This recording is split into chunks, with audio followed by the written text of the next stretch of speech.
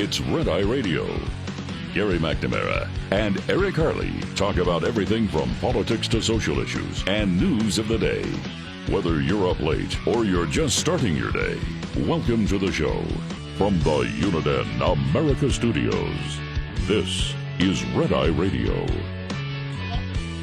Hello and welcome. He is Gary McNamara. I'm Eric Harley. As we begin a Friday, Gary, how are you? I'm afraid that somebody must have slipped me a Mickey.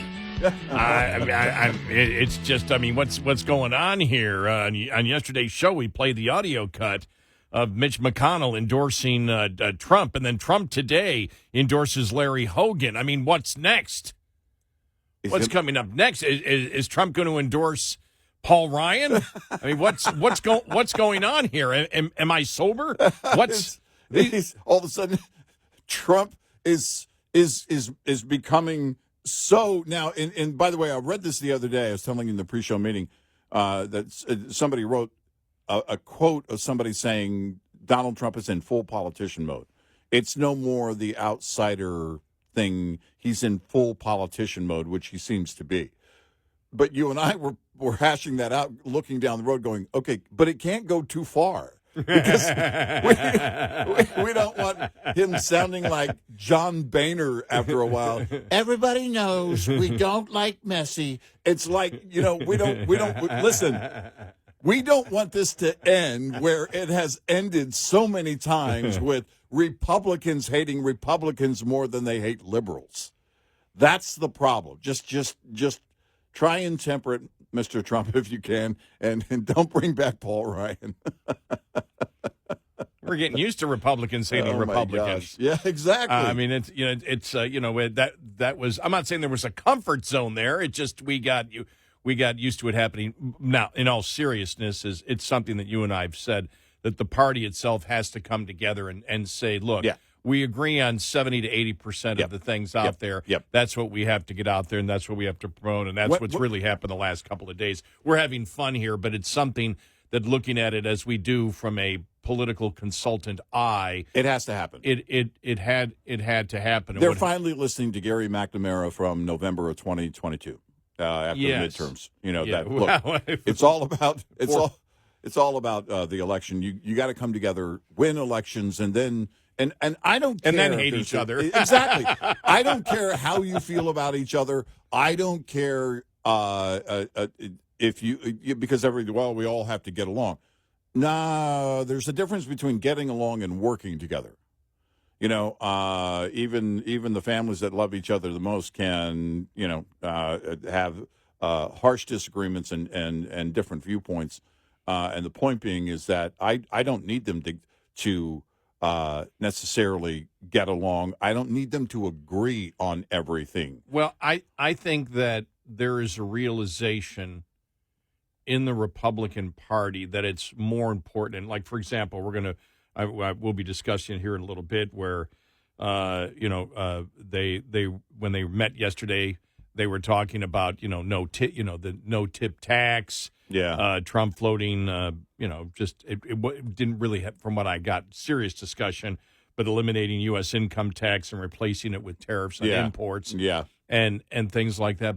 And so those things are going to be out. Those things are going to be out there. I think that probably effectively, politically, even if I don't believe they can get it through. I think there'd be too many lawsuits on it when you talk about the no tip tax, because then you have to redefine income. Mm-hmm. And if you redefine income, you're going to have constitutional problems there with courts. If some type of income, is viewed as non-taxable, that's where you may have, and we've said it. No, I haven't heard anybody else say it. So maybe when I brought it up the other day, maybe there's a flaw in my argument. I don't know. But that's the first thing that hit me is that, well, if you say tips aren't taxable, that's income. Then what isn't taxable? Well, how could you say that?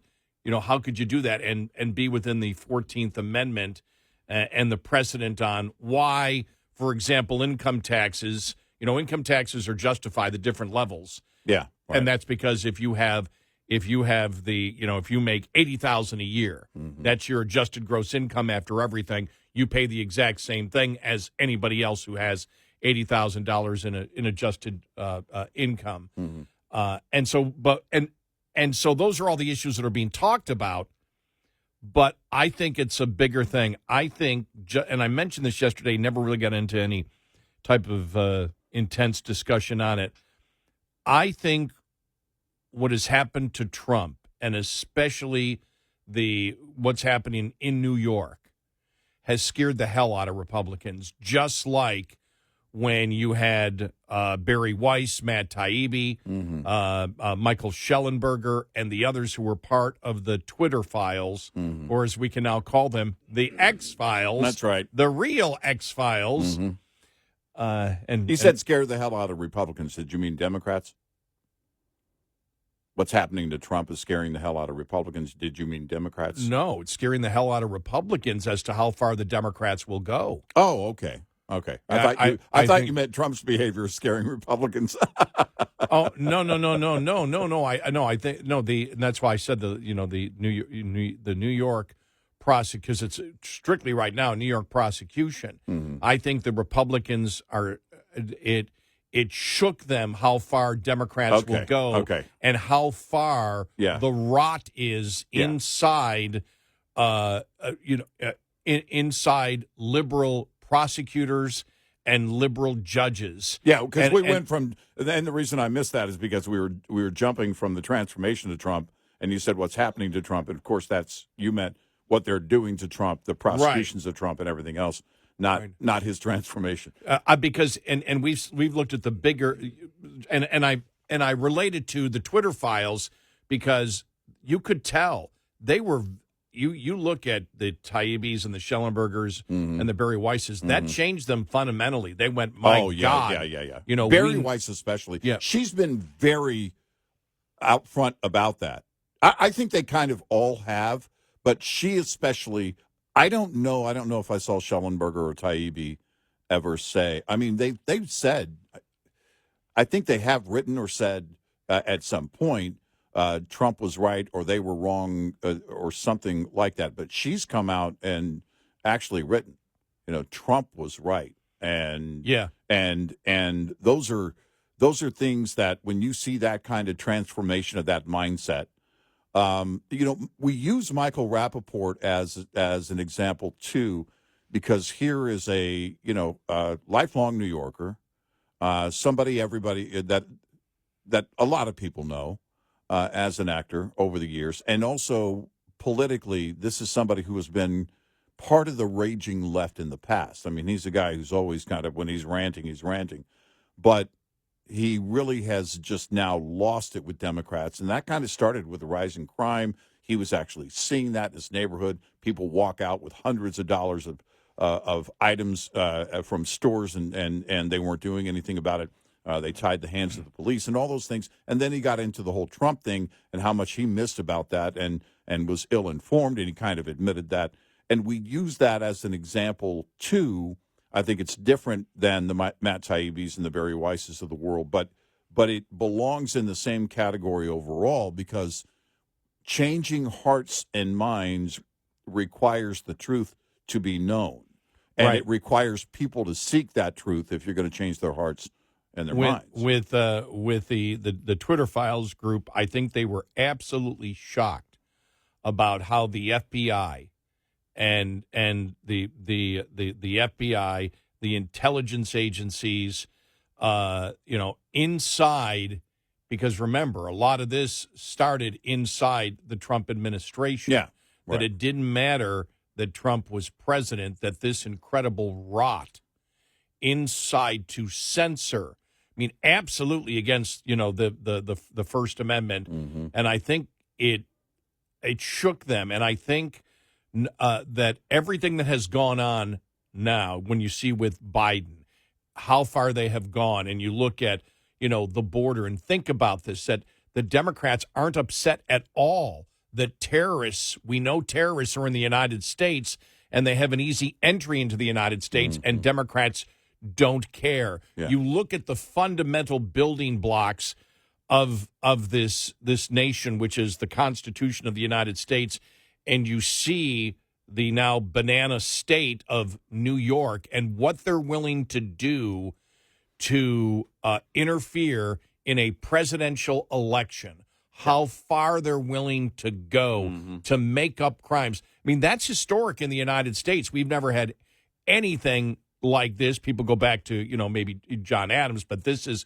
going after, this is wanting to jail, make up a crime, and jail the leading candidate for president of the United States right now, according to all the polls. And I think it shook them up, and they said, look, we need to be unified because we're next.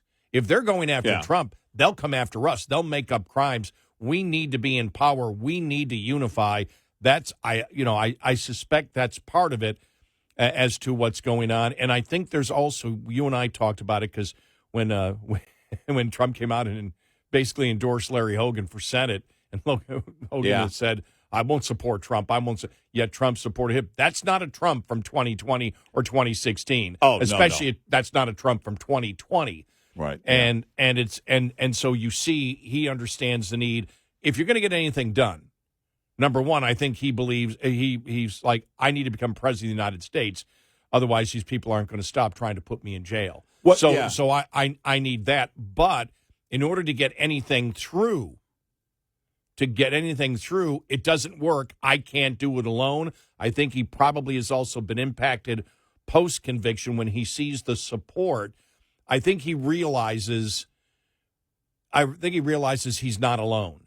And I think he realizes that you need other people to do it. You need to have a unified party, and you need to reach out, because really the ultimate goal in politics is to have the majority so you can have the power. Well, it doesn't matter if you've got the rhetoric. Exactly. You've got to have the power, as we have emphasized for the last 2 years. Well, and those are the things, too. And to have that power, you're going to have all the right people in place. You're going to have to motivate them. And I do believe Trump knows how to motivate people.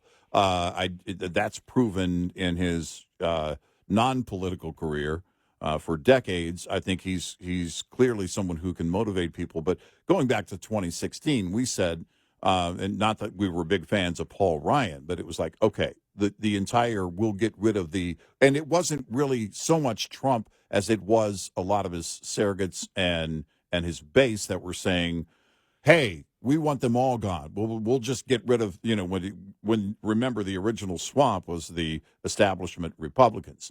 And we were on board with the idea of doing away with establishment Republicans, but you don't do it in one fell swoop. You don't do it in one election cycle and then say whatever's left is left. You're going to have to come together to get the votes on Capitol Hill. You're going to have to get your agenda done. That's going to require people in place that you don't necessarily care for otherwise, or maybe wouldn't endorse otherwise, but you have to be on board with having the numbers. And I think, too, there's something that he sees after the lawfare that's gone on against him, and he sees the support coming his way. He knows that loyalty and what it's going to require for him to get his agenda done, if he's going to have one more shot at this for 4 years, that I believe he looks at this and says, you know what? There is a greater loyalty, higher loyalty. Oh, God.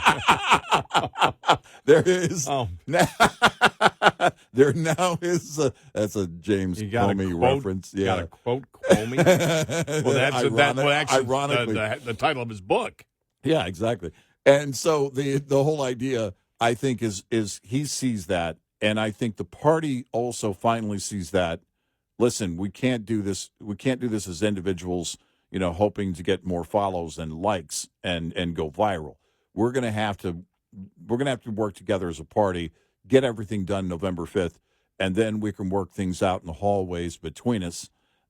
It's the only way you can do it. And if he's going to get his agenda done and build his legacy out, it's going to require that he has a solid backing from the Republican Party. Now, the only good thing is, thank God Romney isn't running again, because it would cause a lot of Republican heart attacks if Trump came out and endorsed Romney. Oh, my gosh. Yeah, it would. And Liz Cheney. All right. I don't think that would happen. I don't think that would happen. I don't think would happen. No, I don't see that But one that's even a better one. Oh, my gosh. The world is on fire. We got a great show ahead. 866-90 Red Eye. This report is brought to you by Shell Rotella. With advanced synthetic technology, is designed to help keep your rig running with more mileage and less maintenance. Every driver knows the cost of replacing tires is a major expense. What if you could save on tire costs without sacrificing performance or safety? Consider retreads, a sustainable, cost-effective way to rack up your miles. Retreads have a reputation for causing that rubber debris or gators found on the sides of the highway. However, studies show that 68% of the tire debris collected on the highway comes from new tires, not retreads. The reality is that retreads will wear at the same rate as new tires if you don't properly maintain them. Retreads are still a major investment and require engaged maintenance practices. Lines open for your calls. 866-90 Red Eye on Red Eye Radio.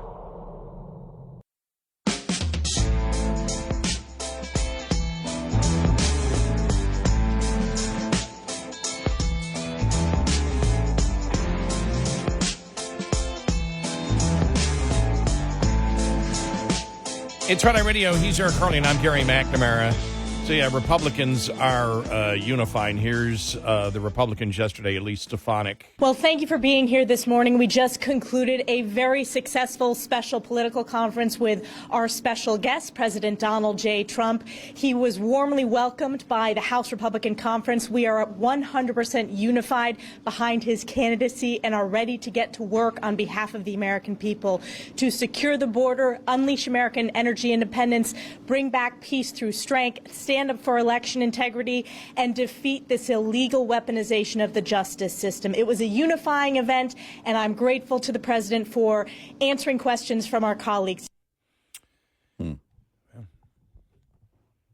Good to see. I mean, better late than never.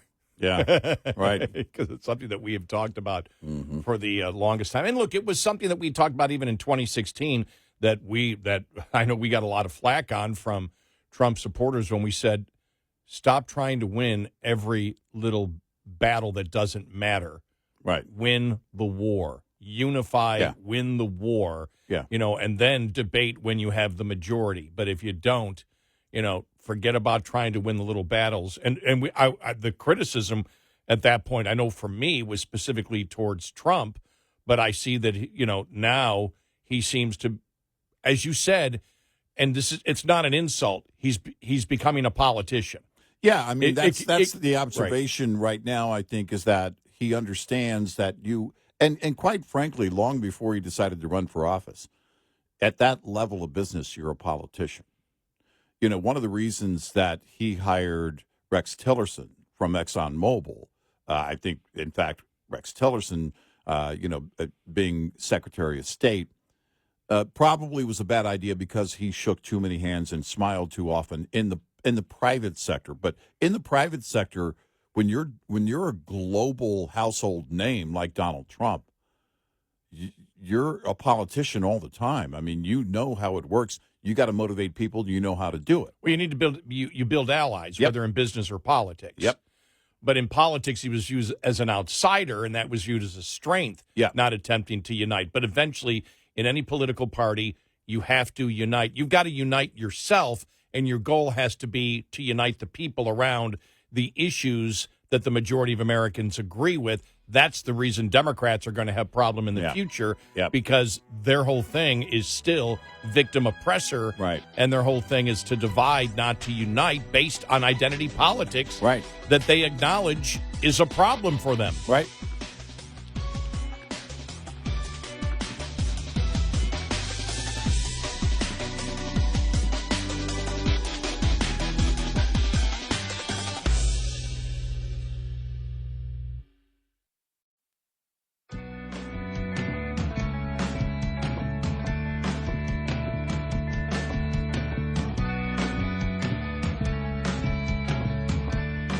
about to trigger somebody right now. Gary McNamara and Eric Harley on Red Eye Radio. Let's go, Brandon. That's the goal to trigger someone. Pretty much our job to trigger people, right? Let me come up with something. Caitlin Clark is the best basketball player ever in the history of the universe. Yeah. Okay. I got one. I don't want to share bathrooms with liberals. Well, they don't want to. I don't care what gender you are. They don't want to share with you. Exactly. I don't want liberals wandering in the bathroom with my children and grandchildren either. This has got to stop. Blue and red bathrooms. Here's one. Huh? Men shouldn't play women's sports. Yeah. Oh. That's right. Enough of that softball. Okay. Yeah. Yeah. We could pretty much just sit. You know, that will be the hobby in retirement. You know, not sitting in the park feeding the birds and the ducks. It's going to be sitting somewhere in a central location, just triggering liberals.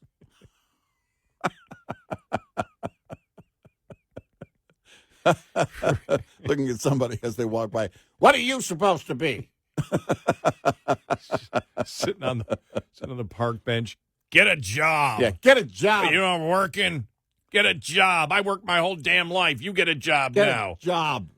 Get a job. Angry old man on the park bench. That guy, he comments on everything. Yeah, that's Gary McNamara. He used to be a talk show host. The blood of trees is watered by liberty. What did he just say? I don't know. He's here every day. Just ignore him. Just ignore him. Oh, wow. Yeah. Yeah. You know, it's interesting. We touched on something in the bottom of the hour break, and about what the liberals are doing right now, and the more that they come out and try and reason away all the episodes that are happening with the president, the more that they keep this in the news cycle, the more that they also bring about curious minds that may not even be aware of it yet. And because not everybody is a wonk just watching their Facebook or Twitter or X or anything else to watch these moments happen. And if they hear about something and Democrats going out of their way to reason away what's going on with the president when it's obvious, then more people look at it and go, oh, no, that doesn't look good at all. You know, and that's going to be a problem. There is no way to fix that. I do believe that there is a measurable decline in the president just this year alone, in 2024 alone. And it's kind of the way it works. It's kind of how it goes. Well, if something is going on with him, look, if it's simply aging quickly, quicker than normal, and it's not technically dementia or something else, it's just aging, it's still happening rapidly. And I've said before, I believe he's a very old 81. And that's a problem. And I know 81's pretty old, but he looks, again, so frail, so slow, that you really can't. You can't really. I know there were some G7 things going on yesterday and some meetings, but you can't put him out there with the photo op thing without these little incidents happening over and over again. There's no way to control them. There's no way to make them better. Well, the problem is, number one, and I saw this on CNN yesterday. They were talking about when the president was out there and somebody asked a question off the topic on Gaza, and he goes, "Well, I wish you'd ask the right whatever he said. I wish you'd ask the right questions or whatever." And it seemed he got perturbed, and they went back to the CNN panel. The CNN panel said, "Well, the problem is he doesn't do any press conferences. He doesn't do any of these things. He's not forced to answer questions. Basically, it's unprecedented what we're seeing in this president not answering questions. So everything is looked at. When you change completely the access of a president, as they've done here, which is unprecedented in modern history, and I mean modern, television history, where he and especially when you look over, really since the last 20 years with the internet and social media and everything else, that this president wishes to control the message by not really having any type of message, right? And he's not going to answer questions. He's not going to put himself, in that circumstance where he has to think ad lib. And everybody knows that. Everybody knows that the things he does are scripted, and when he gets off the script is when he gets into trouble. Now, what that is, we don't know because we haven't got a medical analysis. But obviously, if you go back and even look at 2020 when people were questioning his cognitive abilities and compare him to now, he's much worse now when you compare it. But you and I were talking about where he was with the leaders of the G7, and he sort of turned around and was wandering. And at first, the picture didn't show that, there was a guy on the ground with a parachute, whatever, next to him. Right. And so you had, especially, and this is social media. There goes Biden wandering again, and then Democrats came to the defense saying, but look, there was somebody over there. There's somebody over there. See, there's somebody over there.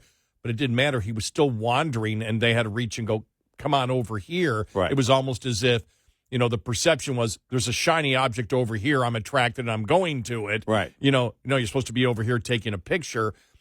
But the whatever happened there doesn't matter. The fact that the Democrats now, they weren't defending the president 6 months ago on this. And all of a sudden it's getting close to election. So they're out there going, see, Republicans are jumping on this on social media. They're jumping on. There was somebody over there. When you've got 54%, the latest polling of Democrats that don't want the president to run, they don't want him to run because they don't believe that he can successfully, with his cognitive abilities, sell the message that they wish to sell. End of story. Yeah. I mean, when was the last time you had that number of people? And we've seen polls even higher of Democrats, over 60% don't want him to run. Right. And the rest are probably not telling you the truth because they see his cognitive failings. But the fact that Democrats are defending it means the perception's already out there. So everybody's looking, going, just like we were. All right, we didn't see that person over there with the, packing the parachute or whatever they were doing or putting it back. I couldn't tell what they were doing. But it's still, he kept walking that way, and one of the leaders had to reach over, grab him, and pull him back.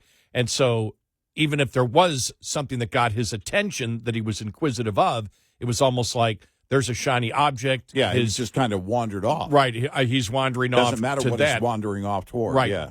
Doesn't understand. No, you've got to be back here to take a picture. Right, and especially when you get older, and we've talked about it, when you get to be our age and your parents get into their 80s and they get into their 90s, it's something that you are constantly analyzing in your head. I talk to my father almost every day, except when he's too busy at 98 years old. And go, look, I got stuff to do, call me tomorrow. And I feel like George Costanza, George, we're done with you. Go live your own life. And but you're always looking for that. My mom had dementia. It was one of the causes of her death, and not the primary cause, but it was probably a secondary or tertiary. If you ever looked at a death certificate, there's a number of, there's the primary, secondary, contributing factor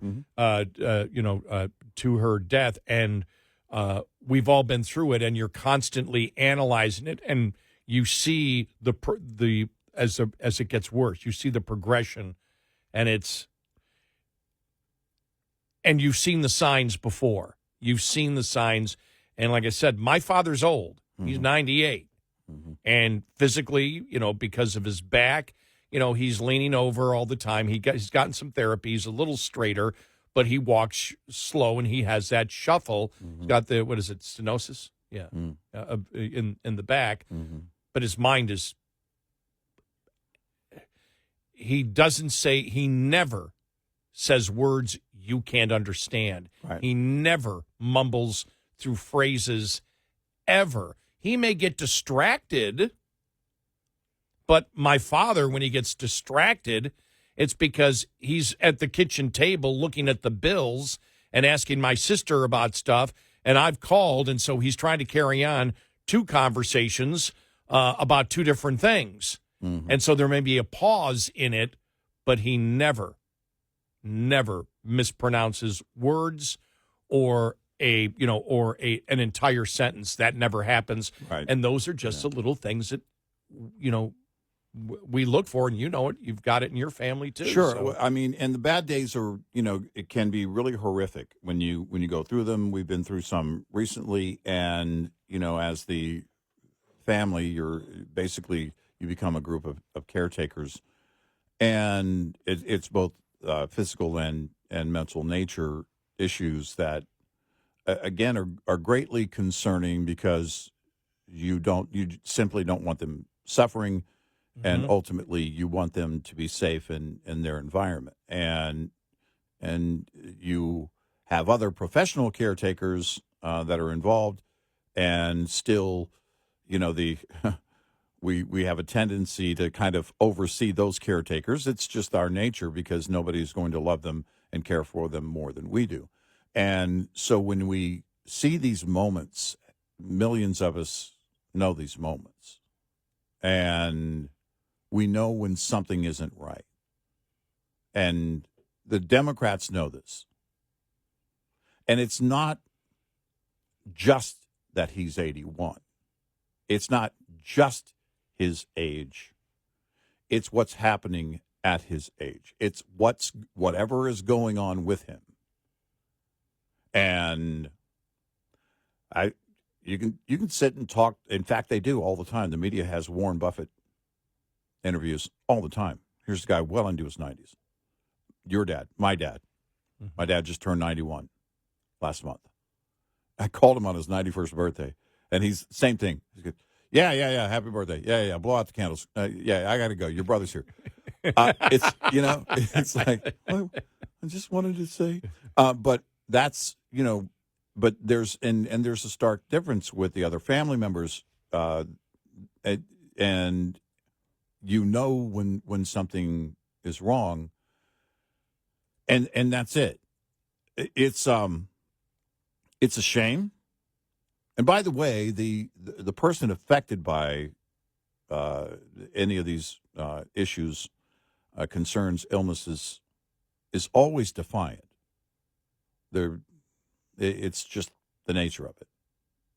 And when that happens, you kind of have to work around, you kind of have to redirect quite often conversations and everything else in order to make sure that you're on top of the situation and that they're getting the best care in that moment. And that's not happening with Joe Biden in public. I don't know what's going on behind the scenes, but this isn't caring for somebody who is clearly struggling with something. You can't argue otherwise. If a political career ever outmeasures your health and your care, especially in quite frankly, the final stages of life, the final years of life, there's something wrong. 866-90-RED-EYE. Get in touch with Red Eye Radio, toll free at 866-90-RED-EYE.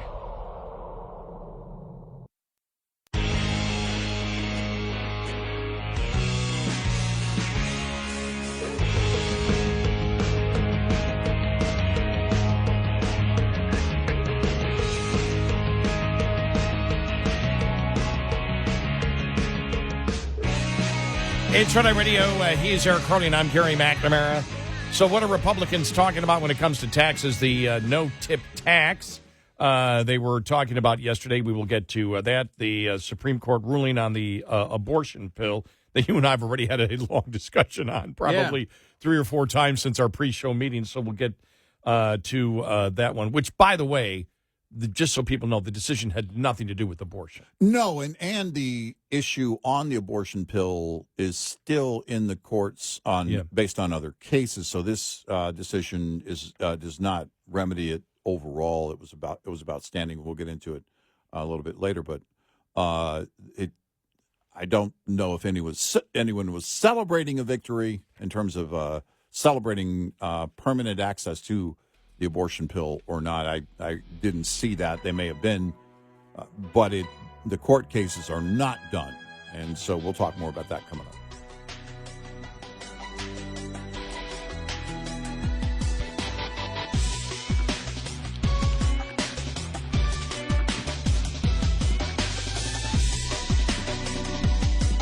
Top of the hour news is brought to you by House Products. Visit houseproducts.com. This is Red Eye Radio on Westwood One.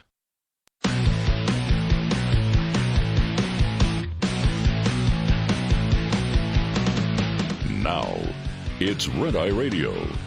Gary McNamara and Eric Harley talk about everything from politics to social issues and news of the day. Whether you're up late or you're just starting your day, welcome to the show. From the Uniden America Studios, this is Red Eye Radio. All across America and around the planet, we are Red Eye Radio. He is Eric Harley, and I'm Gary McNamara. Welcome and good morning. Thanks for being here. As always, we appreciate it. Well, here it is. Yeah. 2 things yesterday. The Republicans with Trump talking about the House and the Senate, members of the leadership of the Republicans in Congress, talked about the no tip tax, and they had just a brief discussion on Trump floating the idea of eliminating the U.S. income tax and replacing it with tariffs on imports. Before we get to that, one other reason that I think Republicans are uniting is I think that Republicans in general have been shocked by the public's response and the polling numbers to Trump post-conviction. I think they say, all right, we've now got an opportunity. We're winning on all the issues, all the major issues people agree with us on. Mm-hmm. Mm-hmm. We need a united front. Yeah. We don't need it. We don't need, we can be passionate and outraged, but we don't need as much showbiz in politics as we need to explain to the American people that these are the problems that the Democrats have caused, and just getting rid of them and putting us in power, we're not going to hurt you. They're going to hurt you. Now, here are some of our other ideas. And I think that when they've seen the polling and the fact that, and as far as I'm concerned with the polls early on, and I said after the conviction, I said, I'm still not really going to be paying attention, in an extremely serious ways to the polls till we get to August, September, and October, because that's when you get all the likely voter polls. But still, I think you take all the polls initially a couple weeks after, and Trump's picked up a couple of points. Yeah, he hasn't, and I think they went nothing. If we unify together, nothing can stop us from winning.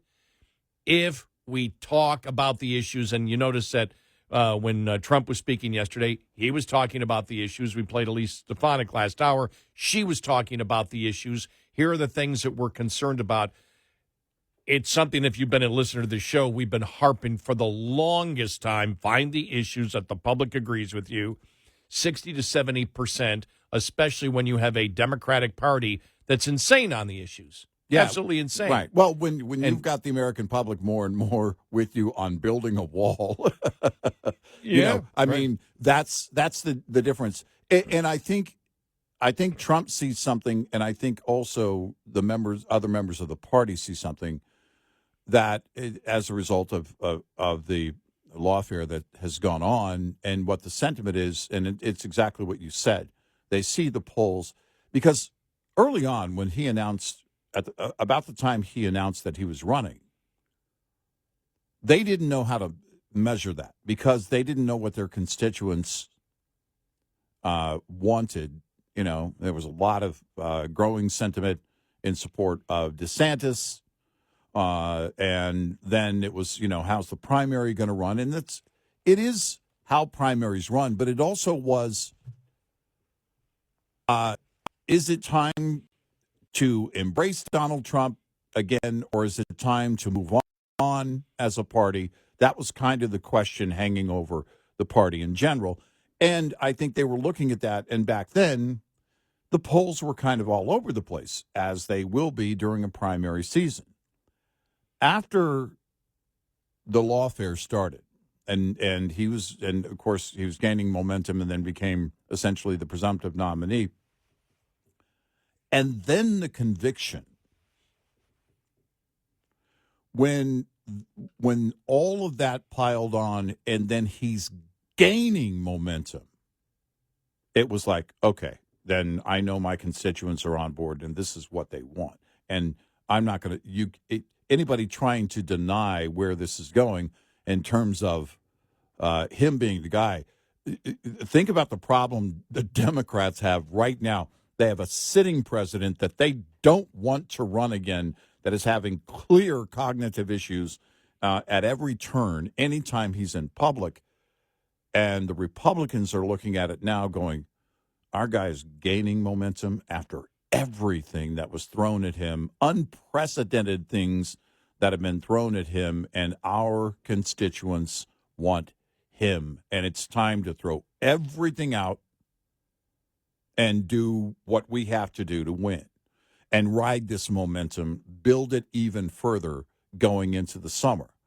When I heard Nancy Mace on Fox News the other day, I was listening to it, and she was talking there because they were talking about the vote on Merrick Garland. That was the reason for having her on. But she went on to talk about, after her victory the other night, look, I know that Kevin McCarthy and others put a lot of money into, beating me in the primary. Didn't work. I know my own party's going to come after me in a primary. That's how it works. And I know we have moderate Republicans. We have conservative Republicans within the party, and I'm okay with all of that. And now it's time to focus on, and then she listed the main issues. And when I heard her do that, I thought, okay, that's it. It's not even that I believe it's talking points. I think it is now everybody in the room looking around and reading the room properly. And that is, all right, we don't have to be exactly the same, but we definitely have to win. Well, you and I talked about this on the way out the door yesterday, and one of the last comments about Nancy Mace, because we never got into the discussion on the air, and the show continues as we're walking out the door to our cars. I mean, I'm shutting my door, and it's like, okay, exactly. See you tomorrow, bye. And another thing. And it was on the fact that her speech was different than the Scarlet Letter, Nancy Mace, that we criticized her for. We said, stop it. Stop making this about you, because stop playing a victim of in some way. And stop making this a social media event at every turn. And I think even Trump has seen that. Okay, let's quit running this on social media. Let's run it like a really organized machine politically that we know how to do. Let's get things done. And things are going to happen on social media, but let's not play the social media game. And that's because what you're doing there is you're trying to conjure emotion. You're trying to conjure things up in people that will, build your base and just build loyalty to you. We've seen that happen. I don't know how many times. MTG has done it. Matt Gaetz has done it, where they're clearly trying to create a moment for them. I understand how it works politically. You want to be on the rise. You want more attention so that then, you get a higher profile and then maybe go on to another office and blah, blah, blah, blah, blah. Right now, the focus has to be on 24. I don't need you to agree on everything, but certainly as somebody who supports the party, I need you to work together to win. It's nothing matters if you don't win. We've had this discussion that when we disagreed with Trump about his relationship with the Republican Party, and wanting to argue every little, for example, if he get talking about the royal family, we said stop it, Right? Accept Hollywood if and for example, as talk show host, you're always trying to relate to the P1, the person who understands and enjoys what you do. So if you talk about something, if you bring up, a Caitlin Clark, we're not going to get into an intense thing about her defense in basketball. It might be the politics of the woke WNBA going after her. Make sure it relates to what the people who support you, it relates to the issues that they're concerned about. And what we would get from Trump supporters back then was, no, he needs to fight every single thing, no matter what it is. And we said, no, because the goal is to win the battle. You don't win if you don't have power. Exactly. And you see, I think now, and I'm happy, better late than never. I'm not going to complain. But when you see that, that's part of the frustration. When you see, for example, that on every major issue right now, because I don't, and if you want to say, what about abortion? Well, abortion isn't one of the major issues on people's minds right now. It was pointed out, I think, was it National Review article said every single senator and every single governor that's pro-life has won since the Dodd's decision. Mm-hmm. And it's like, so it's not affecting it. And as we said, it might not be that much of an effect because of birth control, and it only affects a very small portion of a demographic of women at that particular time, those who are mostly young and get pregnant.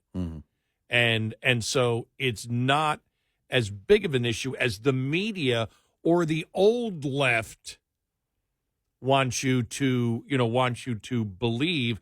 And the other thing we pointed out with abortion is when you look at it, that now the majority, either in the polls, I've seen a plurality or the majority that believe that life begins sometime in the womb. And we've had that discussion. I've had the discussion with a number of women since the Dodd's decision that said, it's my body, I can do what I want. And my next question was, then you believe in abortion right up till birth? Well, no. There needs to be limits. Well, then it's not about your body. And they look at me with that stare. What do you mean? Well, you just told me it's not about your body. But it is. No, you told me at one point the baby becomes, or the fetus becomes a human being. This is their opinion, sometime in the womb.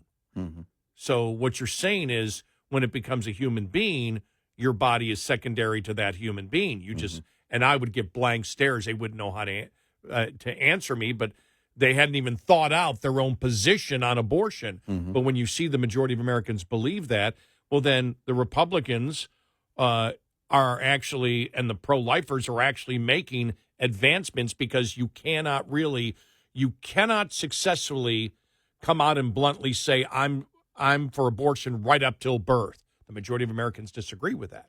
Right.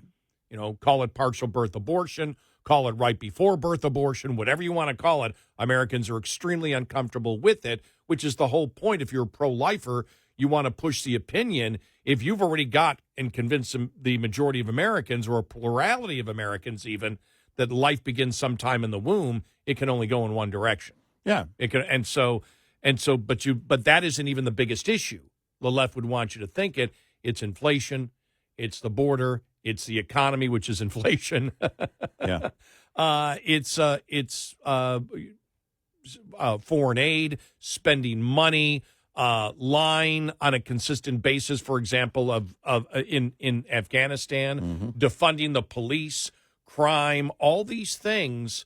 The radical transgender movement, which is insane, and that gets a lot of attention because it's just an insane opinion to hold. Men can be a woman if the man says so, and vice versa.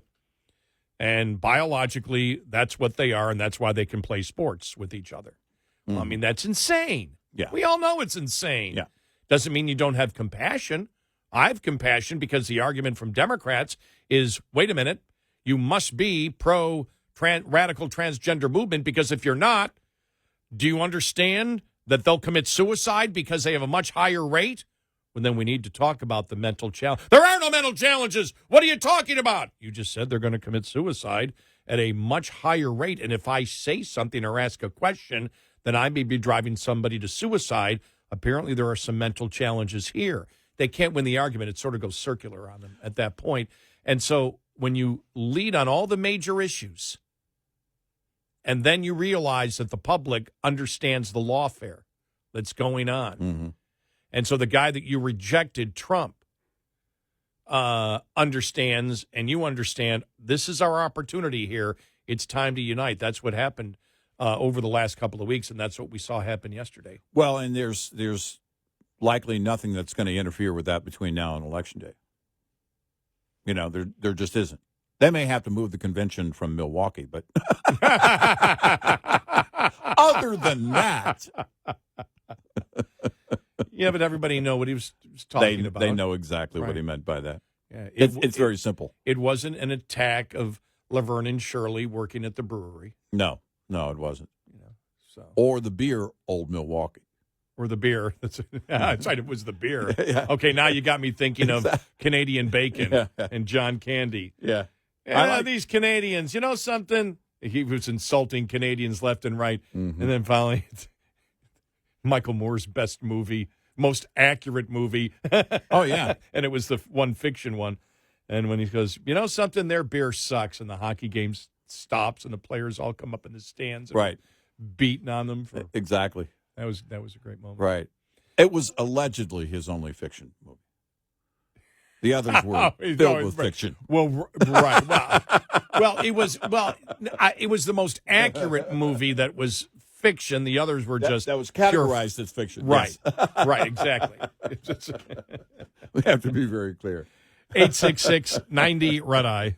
Brought to you by FPPF, Fuel Power Max. Surviving and thriving as an owner-operator has just as much to do with managing costs as it does with generating revenue. Like the chief financial officer of any company, you have to be concerned about rising costs, especially without increases in revenue. Trying to reduce costs, let alone make sense of them, can be a complicated task. Understanding basic principles of operating costs can save you thousands of dollars a year. A penny saved could be $1,000 earned. Saving just 1 penny per mile over 100,000 miles driven annually will deliver $1,000 to the bottom line at the end of the year. Owner-Operator Business 101 is provided by Overdrive's Partners in Business program. Go to overdriveonline.com to the Partners in Business section of the website for more details on this and many other topics. Brought to you by Shell Rotella, with advanced synthetic technology is designed to help keep your rig running with more mileage and less maintenance. We'll be right back with more Red Eye Radio with Eric Harley and Gary McNamara.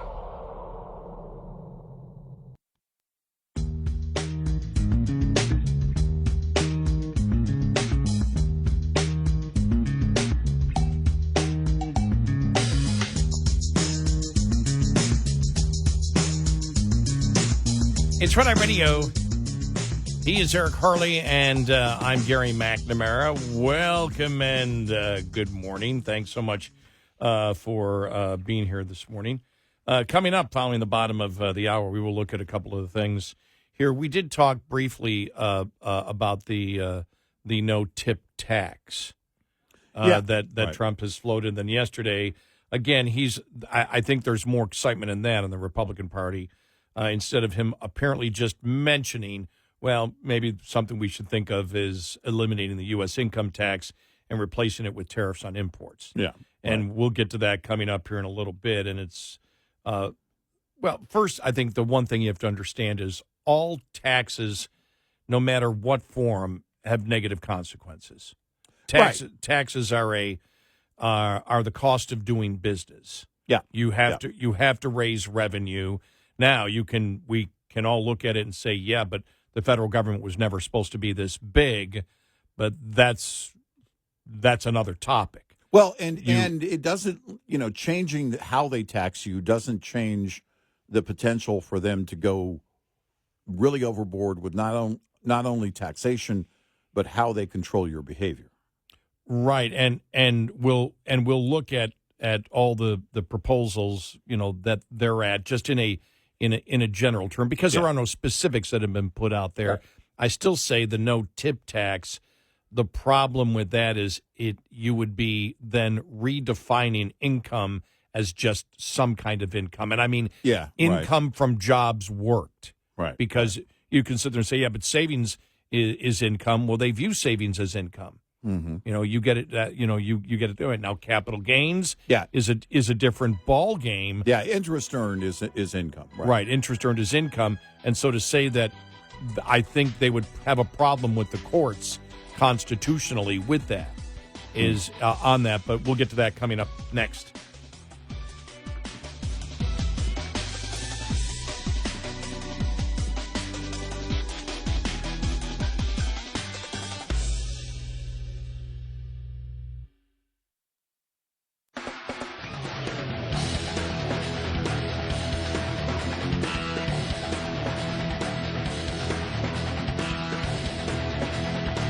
You're listening to Red Eye Radio from the Uniden America Studios. It's Red Eye Radio. He's Eric Harley, and I'm Gary McNamara. All right, what do you want to hit first, the politics or the economics of taxes? Because, or a combination. I guess we could do a combination of both. Sure. We had already talked a little bit about that Trump proposing the no tip tax, and if you get tips, they wouldn't be taxed. Right. And what I view the problem with that is the fact that the courts would knock that down.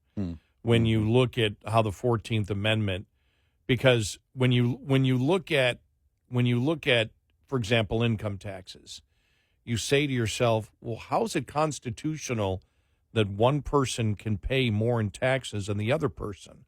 Why does your income matter? Why does somebody who works 80 hours a week, because if you're looking at the morality of taxes, if somebody who works 80 hours a week, why do they have to pay a lot more in taxes than somebody who works 40 hours a week? Right. And then their rate on it, because they're working 80 hours, if they're working two jobs, why are they forced to pay more in taxes? If the 14th Amendment is equal protection under the law, then how can that be? Well, because the precedent shows that you are taxed, that everybody who is at the same income level, the adjusted gross income, is taxed the same. That's how they justify it. The courts justified it that way. Now, you may say, well, come on, how can that be morally right? Isn't the Constitution based on morals? I'm just telling you how they do it. Yeah. It's something that we've always said, because if you're somebody who's working 80 hours a week and you're saving for your retirement, you're less likely to be a drag on the government. Yeah, right. Because you're number one, you're making more money. Mm-hmm. And so you have more security. You're less likely to need government benefits. It doesn't matter. That's how they view it. But if you decide to say, all right, because, for example, on income tax right now, it's the wages that you earn from work. It's whether you're a subcontractor for somebody. Mm-hmm. You still get that in. Now, you may have to pay, FICA tax and double that up because you're a private business person, but you can either go in the corporate tax system or you can go in the individual tax system if you're in business on your own. Right. But that income that income is all taxed at the same, whether it's corporate or federal, or excuse me, corporate or personal. It's all has to be taxed at the same level for whatever amount of money that you're making, whichever category you're in, whichever category that you fit, right. you're in. Right. And then capital gains tax is a different tax, but the capital gains, as we all know, isn't assessed to you until you actually cash out on it. Because it's based on the behavior that was involved in earning the money. So investment is a different behavior, capital gains, than working.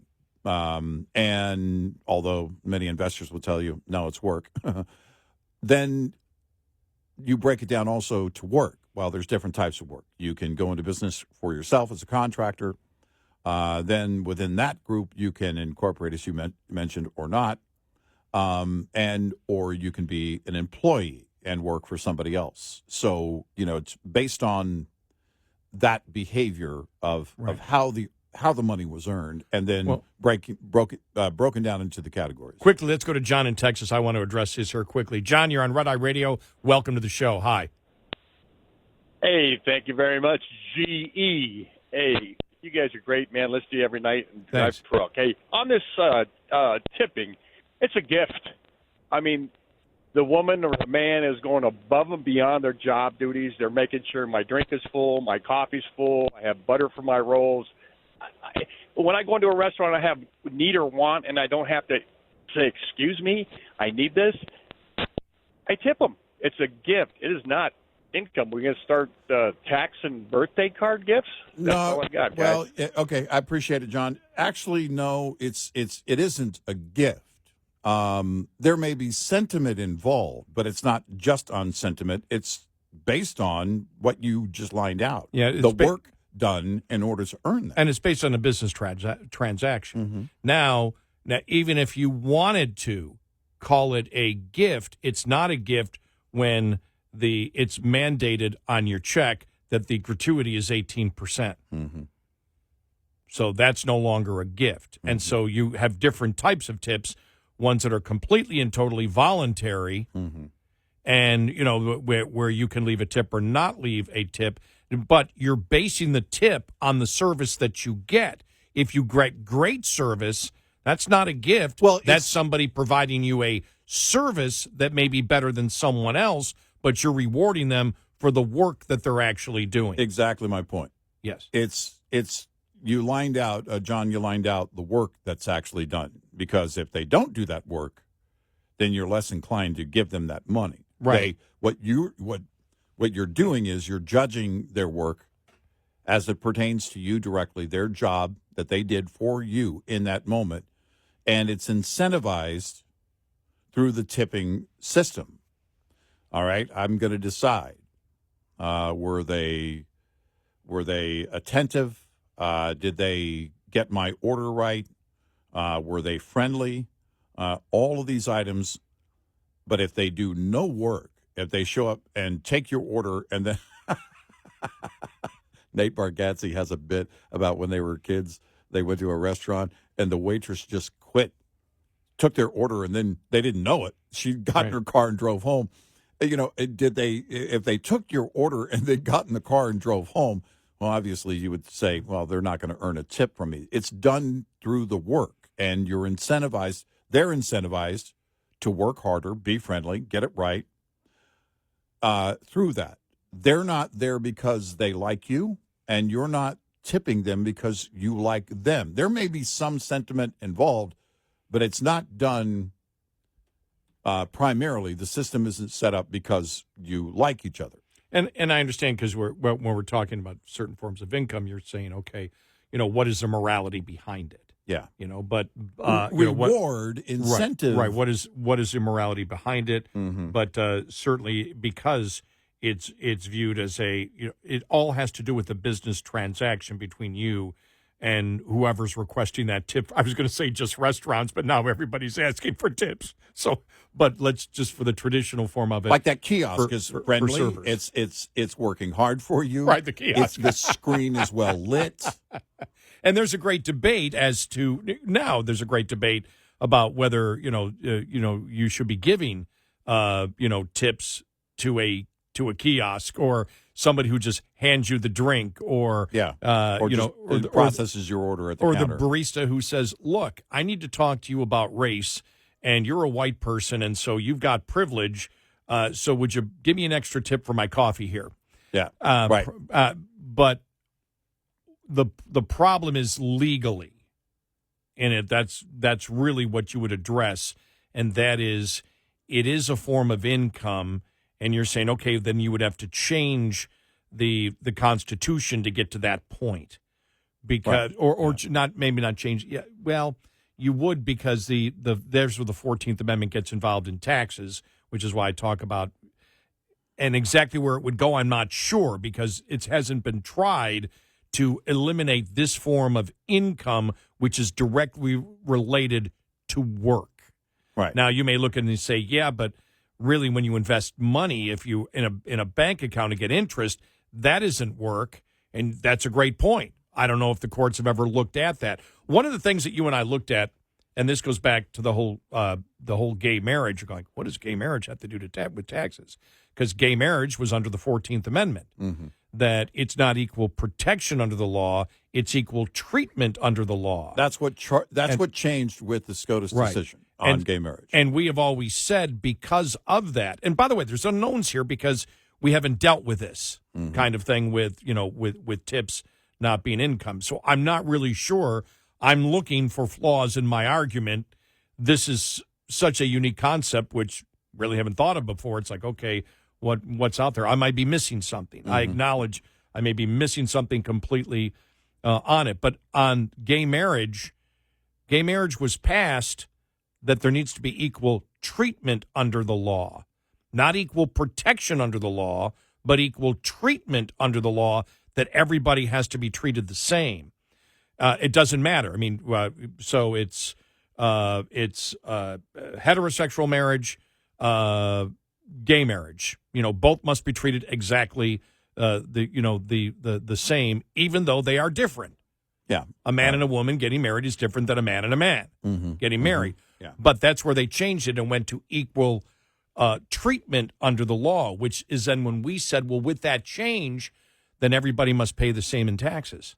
Well, if you're going to equate one, then everybody must pay the exact same amount in taxes, because what you're saying is equal treatment under the law, not equal protection, which was really supposed to be used when it comes to law enforcement, coming at you. I mean, post-slavery, it was about being treated equally under the law when government comes to get you on something. Yeah. And then they took it, and that's how they justified income tax of having different levels, because why should somebody, we asked the question, and it's a great moral question, why should somebody who's working 80 hours a week have to not only pay more in taxes, but a higher rate on taxes when they are less likely to be a drag on the government down the road because they're doing everything right. Right. And so we always look at taxes in a couple of ways. The income tax, the major problem I have, for example, with the income tax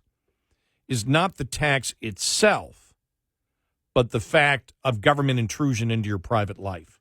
Right. That's the biggest problem that I have there. I also think that there's hypocrisy in the law when it comes to the 14th Amendment and how they've said, well, okay, if you're going to make the case that the 14th Amendment applies to gay marriage, equal treatment, and that's what you're saying. Everybody needs to be treated equally, and that was what they were saying. And then our next thing was back then fine, everybody pay the same amount in taxes. Right. It's like, well, no, because you make more income. So? And? I've made different life choices than you. Why should I be punished for those different life choices than you? I've decided to work 2 jobs instead of 1 job. Why should I be punished to a greater degree than you are? In fact, shouldn't taxes morally be based on what you use from the government for the most part, except for maybe generalized, the army, police, whatever. But other than that, shouldn't you be charged basically on a user fee?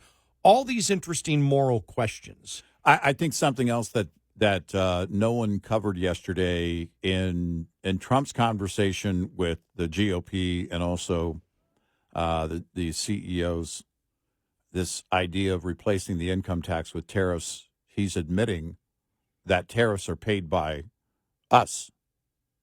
It's not. Oh, yeah. It's not punishment, because if you're saying my income tax will be 0, but I'm going to pay a tariff, what you're saying is, oh, I pay the tariffs. And that's not something that they have been saying out loud. And we have been pointing out the consumer pays the tariff. It's not companies that pay the tariff. They may ultimately pay a price, but they're not actually paying the price. They're feeling the effect of the tariff. The tariffs themselves are paid by the consumer. And you're admitting that when you're saying, oh, we're going to replace your income tax with an all-tariff policy. Oh, so I'm paying the tariff. Oh, thanks for saying that out loud. And that's where you get into because the populist idea of tariffs was, yeah, we're going to put them on China. We're going to put them on China. Well, you're not putting them on China. You're putting them on Chinese products that come in that people buy and people pay for that. And we've had to tear that apart for years. And when you say we're going to replace the income tax with an all-tariff policy, you're admitting that the taxpayer pays the tariff. It's not the other countries that we're putting the tariffs on. Right. And right. I think that's something they didn't cover yesterday, but we'll see where that conversation goes. I don't think that's going anywhere. 866-90 Red Eye. Coming up, more with Gary McNamara and Eric Harley. It's Red Eye Radio.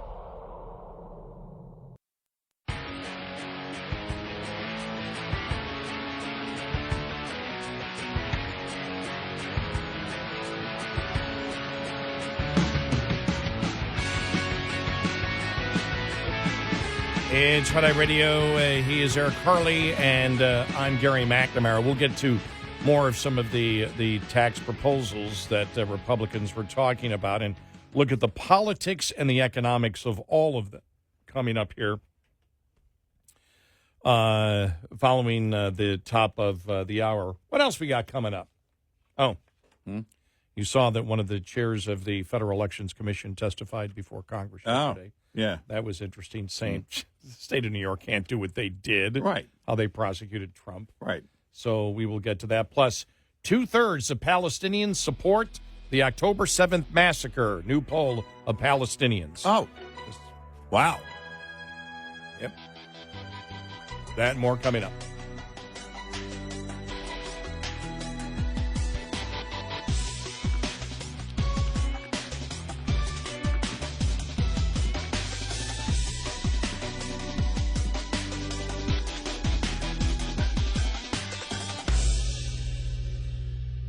This is Red Eye Radio on Westwood One.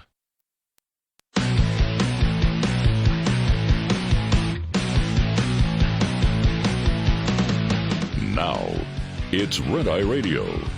Gary McNamara and Eric Harley talk about everything from politics to social issues and news of the day. Whether you're up late or you're just starting your day, welcome to the show. From the Uniden America Studios, this is Red Eye Radio. All across America and around the planet, we are Red Eye Radio. He is Eric Harley, and I'm Gary McNamara. Welcome and good morning. Thank you for being here this morning. Thank you. It is a Friday morning. Woo-hoo. So, a couple of things that have been floated by Trump this past week. One was and Republicans, one was the no tip tax, which is really interesting. And by the way, a lot of people got some comments. Well, it's actually tips are a subsidy to a business. We're not talking about that. We're talking about what is viewed as income. Mm-hmm. We're talking about the legalities of income. Mm-hmm. And so we know people may want to look at it however you want to look at it. Doesn't matter how I look at it. It's how the government looks at it. Yeah. And that's the questions that we have when it comes to tip income. I quickly want to go. Let's go to Kelly in Whitefish, Montana, because I was saying, looking at the income tax as it is right now in the 14th Amendment and everything else, and looking at how they decide income, I think that if they decided to do it on a federal level, there would be lawsuits. I said, but I may be wrong on some points. Let's go to Kelly in Whitefish, Montana. Kelly, welcome. You're on Red Eye Radio. Welcome to the show. Hi. Hi. Thank you so much. Yes, and I just wanted to mention that in several states, as in Montana, where I'm at, I've been a server for 15 years here, and they actually do not tax my tips in the state of Montana. Of course, they tax my wage, and I have my federal taxes that I pay when I report my tips. Well, but the state of Montana does not tax your tips. They tax them this year. They do. They're just now changing that after a very long time. 2021, right. 2021 is when the bill went into effect, and it took effect this year. So your tips are taxed there. There is a difference, though. For example, states can do certain things. The federal government may do things that the states aren't doing.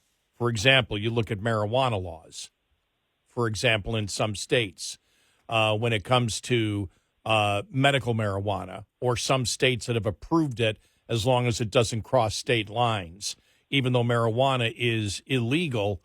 Did Biden? I don't think did they change it? They were changing it to a schedule something or other. But the point is, there's different laws. For example, the federal Constitution allows you to have DUI roadblocks, but there are many states that say no, we're not going to do that. So you're talking a state tax system versus a federal tax system, and I would guess that looking more at the marijuana laws, that states can do things differently than the federal government. And that would be the thing. Now, I could be wrong on that when it comes to this. I'm just trying, because, again, this is really new when you talk about on the federal level not taxing some income. Yeah. And the lawsuits that may come from it that may be different from a state which wishes to do certain things in their own state tax system. And how they structure that, and whether or not they tax it against the state minimum wage. If they say, okay, look, you can essentially earn, and it will be the same taxes anybody else pays. It's gonna be until you make that minimum wage, and overall, and it's. The problem that you have on the state level, it's kind of the political problem or maybe what Trump sees as the political benefit of bringing this up. And that is, the service industry in a state like Nevada, huge. And there are a couple of areas, if not entire states, other states, where the service industry is just booming. And in Nevada, it's always been the case. I mean, it's a huge, huge service industry state, and so that's why you brought it up. And so then, when you're creating that tax law as a state, of course, you're going to be driven by that sentiment, that political sentiment. So, yeah, I think politically, it's a great move. Mm-hmm. My questions would be, because they aren't definitive statements, because a lot of research would have to be done, and again, extrapolating what the courts might look at something that's never been done before on a federal level, which is, can Congress decide that some form of income from work is not income for tax purposes? Because the immediate thing that will happen on the federal level is there's going to be lawsuits from people who don't get tips that say I'm being treated unfairly under the 14th Amendment. Because, and in fact, when Montana, that was the biggest thing right there. It's not fair. There are some people that earn the same amount of money, but they have to pay the tax, and other people do not. And so on the federal level, that would be the question. How would they look at that based on the 14th Amendment? And what you and I have said with gay marriage has been actually a rewrite of the 14th Amendment. Yeah, equal treatment under the law, protection. Not equal protection. Right. And again, and that's why there's a great question mark, which is I don't know, but that's what I see as a problem there. But politically, no, it's a great idea. Politically, it's a great idea to throw out. Because even if you can't get it done, if you're saying we should absolutely move toward this, then you're going to be in favor with those who support it. I mean, that's just the way it works. Now, on the income tax, now we live in a state that does not have an income tax. Mm-hmm. Yeah, one of 7 states, I right. think. Now, we have lots of other taxes here in the state of Texas. Mm-hmm. Sales tax is the largest source of tax revenue here. Mm-hmm. We have excise tax. business margins taxes, which has 4 different things on it, because initially they were going to tax gross receipts and then said, okay, we can't. So they give you other options in order to do that, because gross receipts with people with smaller margins were, they viewed that as being unfair. You have an insurance tax, hotel occupancy tax. We got a ton of different taxes, but we do not have a income tax. Right. And, a lot of the state school taxes, though, actually come from the property tax, which, again, I've never, the property tax. We started out with the premise that every tax is bad in some way. It's a cost of doing business. What you look for in a system is which is a tax that doesn't harm, that harms economic growth the least, is what I'd be looking for. But in the income tax, the problem I have, number one, property tax I have a problem with, because we have seen how people that have bought their property and own their property have had to sell it as they get older and on fixed incomes, because property taxes have gone through the roof. Yeah. And so that's the one thing that, when you live in a nation that was formed on property rights, yet you have to pay thousands of dollars even when you've paid that property to keep that property. I've always had problems. The Constitution doesn't look at it the same way that I do, but I think the Constitution should, or the country should, but they're not going to, because it's a great form of revenue. I'm not necessarily against income taxes, because income taxes are based after the profit has been made. What I'm against in income tax is the fact that they can delve into every little stinking aspect of your life, and as we've seen, they have with many people. Yeah. And too many political decisions, as we saw with Lois Lerner, can be made. I don't think that I should have to tell the government as much as I'm telling them when I file my taxes. Yeah. Because it's like, well, if you want the deduction, then you've got to tell them every little stinking aspect of your life. Well, I don't want to do that. Mm-hmm.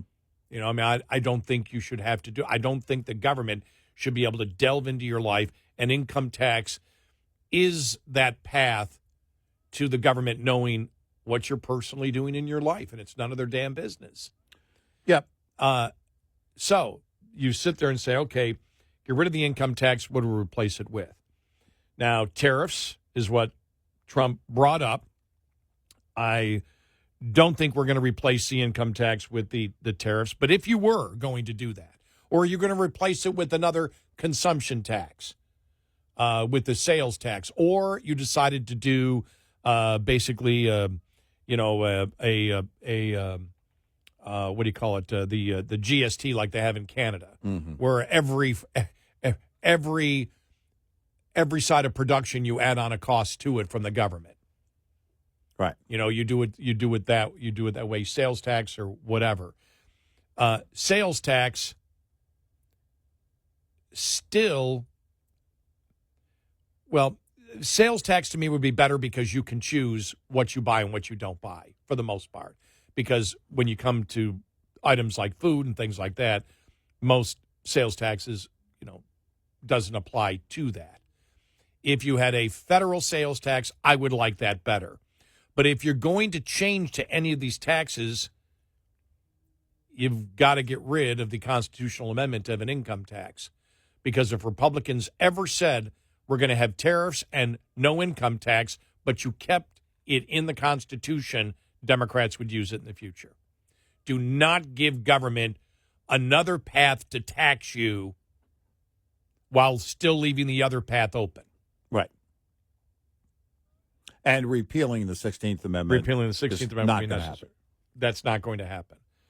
Now, for the tariffs, you and I have said, look, to use tariffs as a retaliatory move against, like, China, if China is cheating, is justifiable. The problem with tariffs, and the difference between sales tax and tariffs, is tariffs would only apply to things coming in from outside the country. Yeah. Sales tax applies to everyone, so it keeps It keeps the playing field level. Everybody, whether you're foreign products coming in or domestic products, are affected by that. Problem with tariffs? I will say this, though, as you said, by bringing it out yesterday, there was basically an admission that you pay it. Now, I wouldn't be surprised, though, if Trump comes out and did what he did when he wanted the Mexico tariffs, when he said Mexico will build the wall because we're putting tariffs on their products. And he finally dropped that idea when he was convinced. But we fought that on the show for a long time. Said, no, people pay the tariffs in the United States. It isn't Mexico paying it. It's the cost of goods and services goes up. Sales tax across the board. Everyone's affected equally by that. And it's based on profit. Not based on profit, the target income tax. But it's based on what you choose to buy. Tariffs are there before you ever decide to buy it. Tariffs only affect, the tariff is put on foreign products coming in, but when they raise their prices, then you see a raising in prices from U.S. manufacturers. When U.S. manufacturers raise the price, it affects sales. It's a tax that harms production and competition, which gives you higher prices and less quality. You may hate foreign competition and believe everything should be made in America. That's not going to happen. Competition is an incentive that works for the consumer. Yes. And if we're going to get in the business of picking and choosing winners in terms of the producers, then, which, by the way, we already do. We already do that as a consumer. But the federal government, if the governments are going to have that policy, then where won't they do that? It's like when the steel tariffs came in, there was a net loss in jobs in the United States. Now, steel companies did great and made great profits, but anybody they sold steel to, they actually sold less but made more. And the companies that bought steel were the ones that were hurt by the tariffs that were put on. And so look at a situation like that, right? Look at a situation where the industry isn't there the way it used to be domestically, okay? So if you were to do this no income tax and replace it with tariff policy, it doesn't mean that there's going to be a thriving domestic producer to supply, because the idea is, well, you're steering the domestic consumer, you're trying to incentivize them to buy from domestic producers. What if there's no domestic producer? What if the domestic producer can't supply the demand? Then you get into a situation where, okay, it's still going to hurt domestic producers, even if there are plenty of them, and you're going to change the policy now. Now that changes your revenue stream. And what do you do then? You start talking again about an income tax. There's the problem. Well, and the biggest problem facing that idea right now is political, and we'll tell you what that is coming up next. 866-90 Red Eye. Lines open for your calls. 866-90 Red Eye on Red Eye Radio.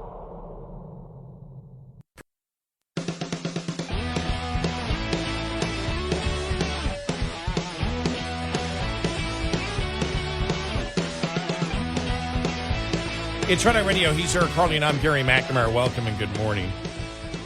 So economically speaking, when you're looking at tariffs, for example, now it's interesting that Trump came up with replace the income tax with tariffs, because when he was promoting the fact of if he became president a couple of months ago, 10% tariff across the board on everything, and then whatever was it, 40%?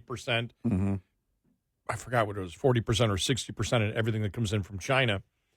And we said, well, it's not going to do that because that would cause massive inflation. Mm-hmm. Well, then the next thing, especially when we're in a time of massive inflation, then the discussion came up, well, with the Trump steel tariffs, we didn't see great inflation, so that proves that we could tariff whatever we want, there'd be no inflation. Well, that's a ridiculous thing. That's where Republicans they have to stop being Democrats who for years said raising the minimum wage isn't going to have an effect. If you raise tariffs, if you raise the cost of doing business, whether it's minimum wage, whether it's tariffs, whatever, you either are going to do a combination of, you're either going to cause inflation, you're going to cause job loss, or a combination of both. Yeah. That's just the reality of it. When you raise prices, there is no magic silver bullet. Well, we can raise prices this way, and it's not going to have any effect. It all has an effect. Mm-hmm. You artificially raise prices, and the raising of the cost of the goods and service is not because of more efficiency and productivity, which means you can make that product, you can make that product better and more productive and efficient, which makes it worth paying that higher price for it. Mm. But just know the product remains the same. It's no more productive, no more efficient, yet it just costs more. Well, then you're going to produce less of them or raise the cost. And if you raise the cost, you're going to produce less of them. It's a combination of both. That's just the reality of it. The political problem is right now, 50% of wage earners pay nothing in federal tax. Mm-hmm. If there's a sales tax or if there's tariffs put on all foreign goods coming in, which raises the cost of products, then the bottom 50% pay a lot more in taxes. Yep. That's not going to go over well. Democrats will look at that and say, that's the party that claim that they're of the working people. The working people don't pay any federal tax right now. Now you're going to be hit with the cost of, it may be indirect, but you're going to be hit with the cost either through a sales tax or through the indirect increase in cost for tariffs. If you tried an income-based exemption, now you're back to square one. You can't do that either. That can't be a remedy for that problem.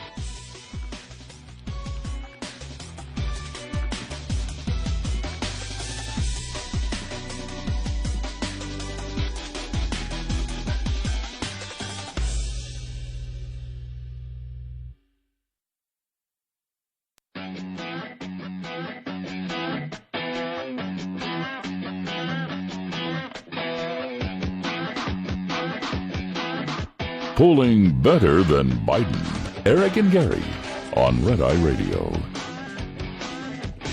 And he is Eric Harley, and I'm Gary McNamara. Welcome and good morning. Thank you so much for being here this morning. So all interesting to see what will happen. But I think politically is the biggest problem that if you attempted a sales tax, and again, they've talked about the exemption on a sales tax. I don't know how you do an exemption on a tariff unless you give tax credits to anybody who makes under a certain amount of money. Well, you give them money directly back. Yeah, that's the point that I brought up. That's the whole, right. My entire point is that politically you would be, well, we need to help the lower and middle class here and give an exemption up to a certain point.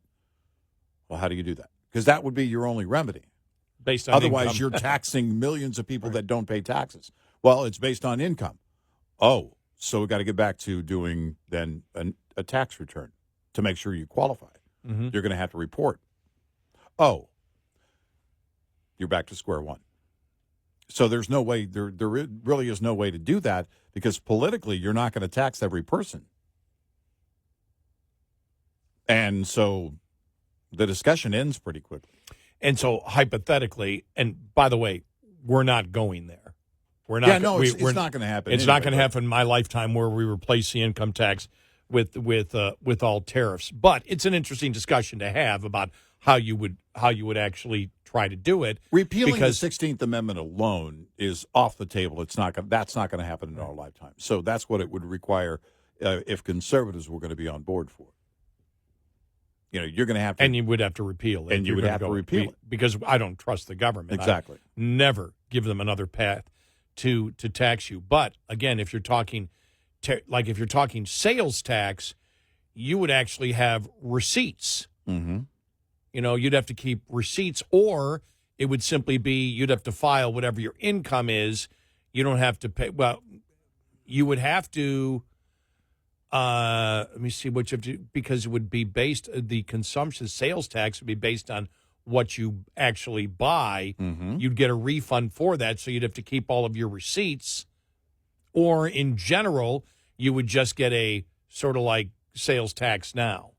In the state of Texas, for example, you can get a credit for sales tax. You can either have all of your receipts or you just put all your income in and they guesstimate it. Yeah, well, your tax rate for your state is what you put in, and then that's, based on how much you earned. And they estimate how much you spent. Exactly. So it's you'd have to do that. Now, if they hypothetically put in, let's say the entire federal government was supported by tariffs. Well, you would basically just have to say anybody below 50,000 gets a set amount back. You can't figure out how much it's cost them. Right. You don't know. Right. And that would be the big thing on tariffs. It's like, well, then everybody's going to be paying. Well, they can't accurately, they can't look at you and say, well, this is basically what you paid in tariffs because of the increase in costs of goods and services. Right. And so they, that would be a problem there. But that's the political problem. And you already saw it yesterday. The left was like, they were out going, see, Trump wants to tax. The Republicans really don't care about the little guy because, they're saying we're not going to tax tips, but then they want to put tariffs to support everything, which means the bottom 50% who don't pay any taxes would pay an increase in cost for all goods and services, and therefore you are taxing the middle class and the poor a greater percentage of their income where they're paying no federal income tax right now. In fact, a lot of them are getting money back from the federal government, so you'd have to set up a system to credit them in order. Boy, what a mess that would be. Well, and also I would say, too, that you and I are in full support of an age exemption. I think that threshold should start at roughly 58 years and 5 months. But I wonder who is that age now. I don't know.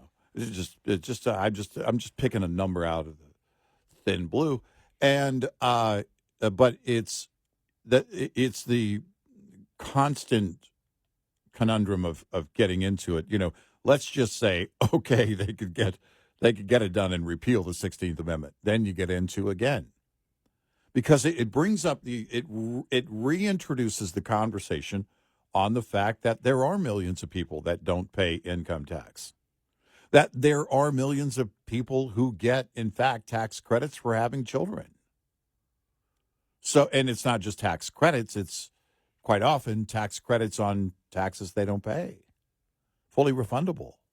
So when you bring those things in, those things are in place now, but when you reintroduce those into the conversation and this new system, everybody's going to go, well, wait a minute, hold on, wait. And there's your back and forth. And so I think the much easier the much easier political discussion is, the other idea, and that is that Trump had and introduced the other day, and that is the no-tip tax. Okay, we're not going to tax tips. You could get into a situation politically, again, it's a great promise to make, even if there is little hope that it can get done, because you're acknowledging the service industry, how important it is. Now, if we want to do something called the no-tip tax, I think servers would be with me on this.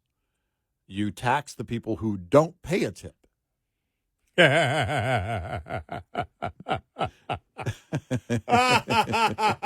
So those non-tippers out there are actually going to pay one way or the other. And it would start at 15%. and you attack those people who are extremely loud on social media that say, I never pay a tip. Yeah. Well, right. then you just, $1,000 fine there. Yeah. Only one wedge of lemon in my tea? No tip for you. You're just looking for an excuse to be cheap at that point. But it's no tip for you. It's, one of those things that you can have that discussion on, because we all understand how it works. We've all been a part of it, and the service industry is being hit hard right now by other issues, the economy mainly. and And inflation. the economy, inflation, and Gavin Yeah. Newsom. Yeah, and Gavin Newsom, exactly, in California. And that's those are real things. We're talking about the livelihoods of people that may work in the service industry. I know someone who's only worked in the service industry.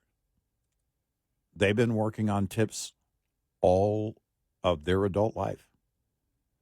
And quite often you have to work 2 or 3 gigs, you have to be, and it's for servers, my gosh, man, that's work. It's backbreaking work.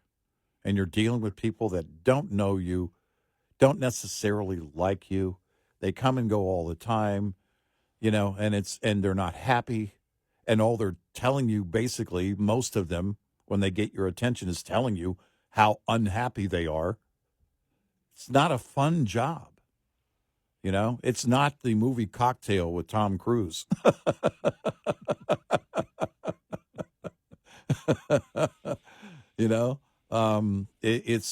So you're connecting with an entire industry. That was politically. I don't know. I always thought that was a dumb movie. Yeah. I can flip a bottle. Oh, let's get married. Let's get married right now. Let's get married right now. So, honey, what does your new boyfriend do?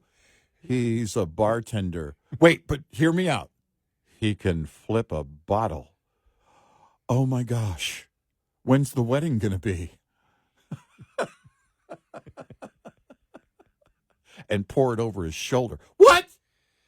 I will say that I've never been at a bar. Remember when he was like pouring the drinks and there's like 500 people in the bar all cheering and going crazy? Yeah. I'm like, okay, I've never seen that before. No. I do remember. Now, people do cheer when you buy the entire bar around. Has nothing to do with the bartender. Or the one, you ever see the one 2.5 Men where they rang the bell and they all went, ruff, ruff, ruff, ruff, ruff, and then they all did a shot? Yeah. Now, there was I can't think of the name of the bar. It was in Buffalo. Off of Main Street. It was like a cave. I can't remember the name of it. And they had a thing called Freddy's Specials. Yeah. And we went there in college and they would spin it. Everybody would start, I don't know whether the bartenders were started, Freddy Specials, and they'd spin the wheel and like, like the different kind of shots was like, bing, yeah. And so when I saw that 2.5 Men that one time where they were like, they were doing the shot specials and it was like ding, ding, ding, and then everybody barked like a dog. Yeah. And what's the losing space on that wheel? Is it amaretto? Oh, man. Not amaretto again. Ouzo? Everybody leaves. Yeah. It's, I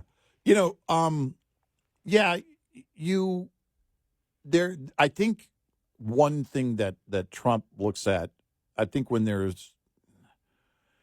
I don't know how much thought is put into it, but certainly he has a knack for recognizing things and acknowledging things. That's, we talked about the key to his success in 2016 was acknowledging all the issues domestically. And that's what the Wall Street Journal found a day or two after the election in 2016 in this kind of man on the street polling. They went around Harlem and asked the question, why do you think Trump won?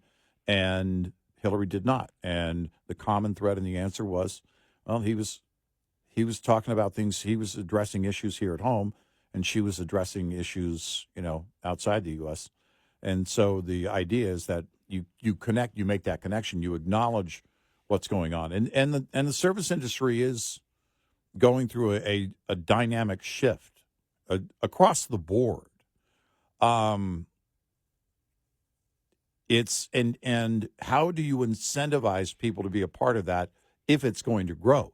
Well, first of all, you got to have the numbers to begin with. You got to have people. You got to have humans. You can't automate everything within the service industry.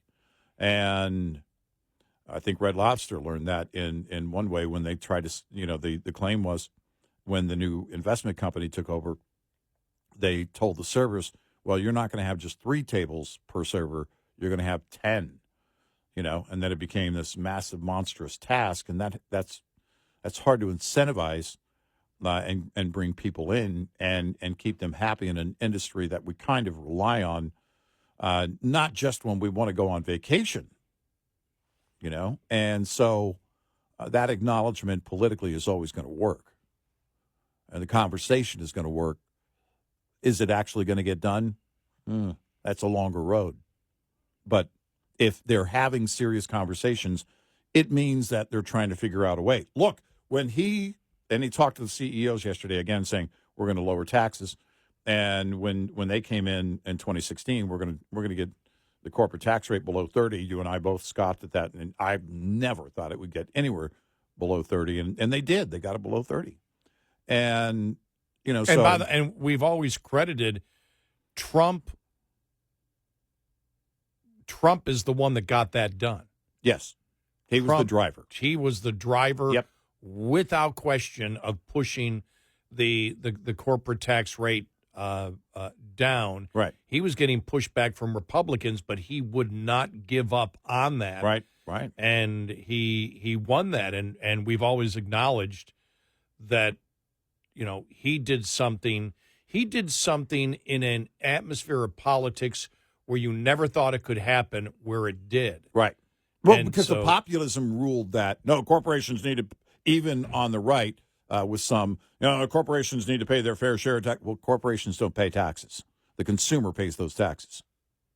So you can whine about it, and protesters can whine and cry all they want, but this is about business, and we need to make it as amenable to the actual consumer as possible if we're going to have a policy. Well, but that's when we talk about corporate taxes. You and I've often, because we didn't really hit corporate taxes yet as a form of taxes. It's a stealth tax. Yep.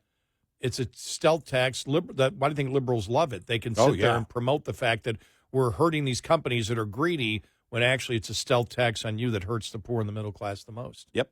866-98-RED-I. Get in touch with Red Eye Radio, toll free at 866-90-RED-I.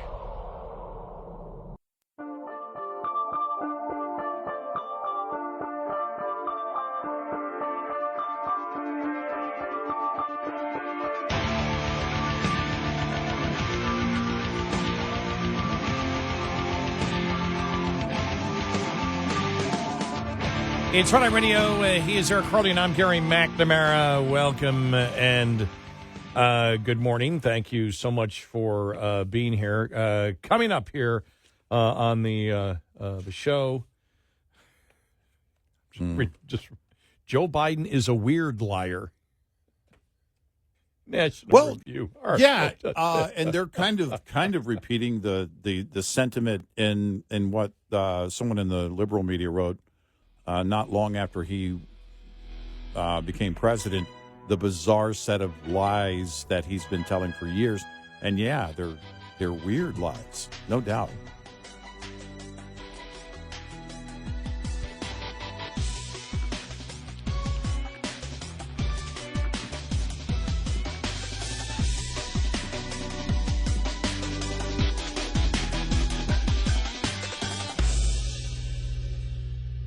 This is Red Eye Radio on Westwood One.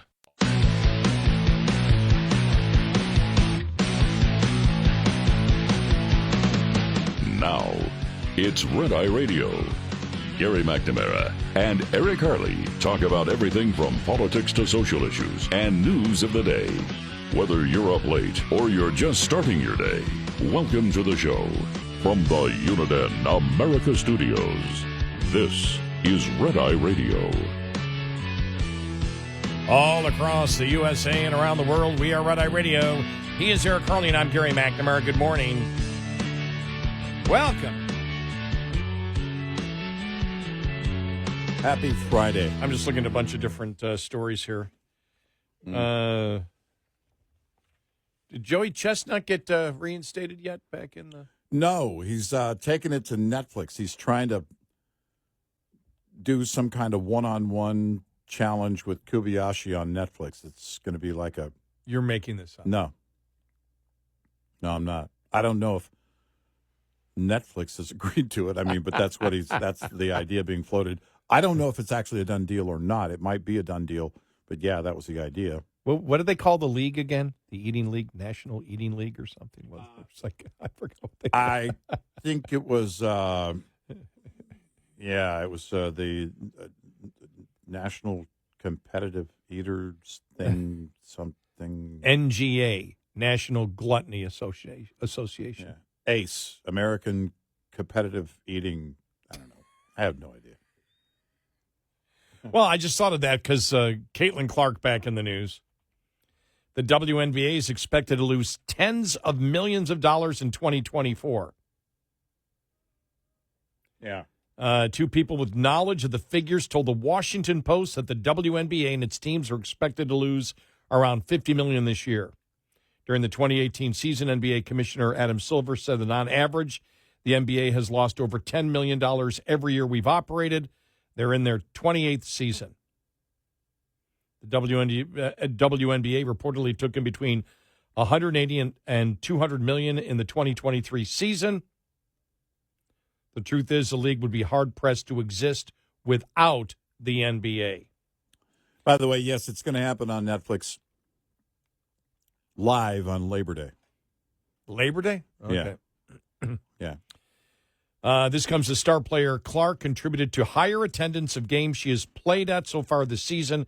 According to sportscasting teams, saw an 87% increase in ticket sales when the Indiana Fevers played than the opposing team's home stadium. Her presence at games also accounts for 33.5% of the WNBA's total attendance in 2024 so far.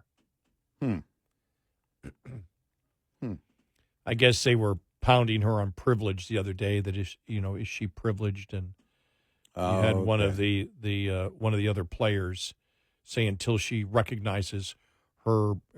I got to see if I can find it because it was insane when I read this thing. I'm like, and she just refuses really to get involved in it here at this point. She hasn't had to admit her guilt to privilege at this point. Right. Is it that the other players are looking to really make the WNBA even more irrelevant? It's as if they're trying to do that. They're on a quest to completely kill it. She's bringing new viewers to your sport, which, sorry, that benefits you if you're another player. And you just can't have that, can you? Nope. Okay. She'll move on. She'll be rich. At some point, she'll no longer play. She'll move on. She'll still have a life. In fact, will likely be welcome as an analyst or something. I don't know, in the Olympics or maybe, I don't know, somewhere. Because she's kept the same attitude. So if she keeps doing what she's doing, she's going to be successful. She's going to be happy. And you're just going to be angry all the time. And your sport is going to be less relevant than it already is, which is at zero. Yeah, I'm trying to find where it was. Your league, by the way. I'm sorry, not sport. Yeah. Trying to find where I read, because I'm not saying it blew up, because she's really sort of refused to get in. Here it is. Caitlin Clark, unbothered by people using her name in the culture wars. Basketball is my job, Fox News story. Caitlin Clark's popularity continues to be a hot button topic, especially when it comes to her race. The new discussion about Clark every day, and plenty of them aren't even about her skill on the court. Clark was asked how she felt about people using her name in whatever culture wars they have, but Clark has one focus in mind. She continues to block out the outside noise. It's not something I can control. I don't put much thought and time into thinking about things like that. To be honest, I don't see a lot of it. I'm here to play basketball. People can talk about whatever they want. I'm just here to play basketball. Like I've said, basketball's my job. Everything on the outside, I can't control that, so I'm not going to spend time thinking about it. People can talk about what they want to talk about, create conversations, whatever it is. But I think for myself, I'm just here to play basketball. I'm here to have fun. I'm here to help my team. We've won 3 games. Now they've won 4. They won last night. Feel like we've been in a position to win a few more. My focus is on helping the team. I don't pay much mind to that at all, to be honest. Let me just see here. There was somebody else said there was another article written about some other NBA player basically said she has to basically acknowledge that, she is the focus of all the misogyny, homophobia, transphobia, racism, whatever. And she just said basically, hey, anybody who uses me to do anything I play basketball is what I do. It's the same thing as when the Boston Celtics coach was asked about him being black and in a black coach and everything else. He said, anybody asking if I'm a Christian? He just completely diffused that. You had, I can't remember who it was last year, was asked the question. And we played the audio about, are you grateful, that you're black and you got that? He goes, I earned this. What do you mean? You've got black coaches that, number one, all coaches work their butts off to get where they get to. Yeah. I'd never want that job. But they're standing in front of the press. There's a reason. It took work to get there. It took work. And it's like when it's said to them, you can tell some of these black coaches are saying, you're making it sound like I got here because of affirmative action or DEI. Yeah. And they view that as just the biggest insult you could possibly throw at them because they work like crazy to get there. Yeah. And aside from the pending lawsuits on DEI, by the way, I think that's also going to be ultimately the failure of DEI, is that what you're telling people is, oh, my gosh,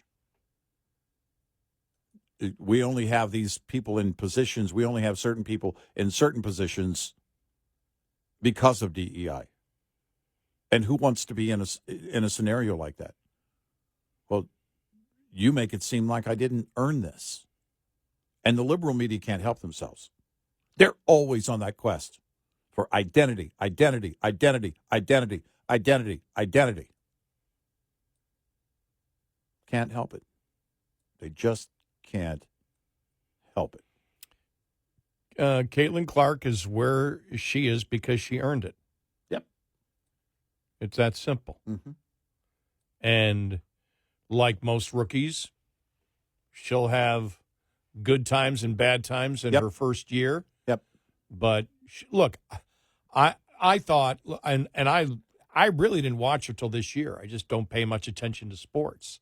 When I saw her come out and hit a couple of, I'm not kidding, 40-foot three-pointers. Well, nobody does that, not even in the NBA. And when that happens in the NBA, that's covered. Yep. It's like, whoa. She was so dang entertaining to watch. Yeah. I mean, it was just amazing to watch her like it was Bird or Magic. Yeah. I've always been a huge basketball fan, not necessarily an NBA fan the last couple of decades, but I used to be a huge NBA fan, and I got to see the greats play. In fact, I got to see Jerry West, who passed away the other day. Mm-hmm. What a great ball player he is. Well, he was. Mm-hmm. Him and Elgin Baylor. Oh, my God, just great ball players. And, as soon as I think Jerry West, immediately Elgin Baylor comes to my mind. I mean, those were the days that, it was it was Boston, and then the Knicks won in 1969, and then they were playing against the Lakers, and they were going back and forth, and that great Knicks team, whatever, and extremely entertaining. I remember, anybody who's entered, there are certain ball players that are, bread and butter players. There are other players you watch and you go, they're entertaining. Earl the Pearl Monroe, who played for can I even say it? The Baltimore Bullets. Got to change the name. Can't have bullets in the name. Somebody's going to kill each other because of an NBA team's name. But I remember him. I mean, what he could do. I saw Nate Archibald play. I saw I saw Alcindor play. What? Who's Alcindor? Kareem Abdul-Jabbar. When I saw him play, his name was Alcindor. Mm-hmm. I saw Wilt play, and dominant. Think about that. Wilt Chamberlain scored 50 points, averaged 50 points a game. What was it, 62, 63 season? 50 points a game he averaged. Maravich in college, 44 points a game for 3 seasons. That'll never be touched. And when they try to compare Caitlin Clark, for example, to Maravich, and that got to be dumb. Of course, you look and you go, well, yeah, a lot of these players, Maravich, for example, number one, played in a men's league. Number two, there was no 3-point line when he played. Did you see they figured out, some guy went, statistician, looked at every shot Maravich took. And then measured it if there were a 3-point line, because he measured it saying if there had been a 3-point line. And I forgot it was like 54 or 57 points a game he would have averaged. I mean, my insane. That's insane. I mean, you're asking at that point, was there another team on the court? Well, I mean, I still think just for entertainment purposes only, you would watch him play. And back then, back then, that's a great. By the way, that's a great point for all of us that are more passive sports fans, because that entertainment factor alone is everything. Well, Harlem Globetrotters. Well, that's what I mean. He was the Harlem Globetrotters, but they were really playing basketball. That was the thing. Yeah. It was a real game. And he wasn't, for example. I just remember. Meadowlark London, Curly Neal, like insulting the Washington Generals, I just love basically that. Taunting them. Maravich wasn't taunting them. I just loved but in the growing up in the 60s, the Harlem Globetrotters, excuse me, did I slur my words there? Get me another beer from the refrigerator. What did the wheel land on last hour? Freddie's Specials. Freddie's Special. Jeez. Yeah. We got to quit this radio thing and just do a podcast. Then we can drink. Yeah, exactly. Just do a podcast only and we can drink. Yeah, then we can admit we're drinking. Right. Then we can drink. Bring Rogan in here. What's he smoking today? We're doing a podcast. It's not a radio show. Yeah, We're under no federal communications rules at all. Yeah, I mean, technically, everything is an edible. What? But I did see that one, the one with Biden, the one meme. Oh. And it says, the one meme when it says, this edible ain't blank. Yeah. And then it's like 30 minutes later, and it just shows Biden sitting there. It's like, oh, man, that's just bad. But for me, Maravich was like, because we just love the Harlem Globetrotters. They come to town, we go see them. They'd be on Wide World of Sports.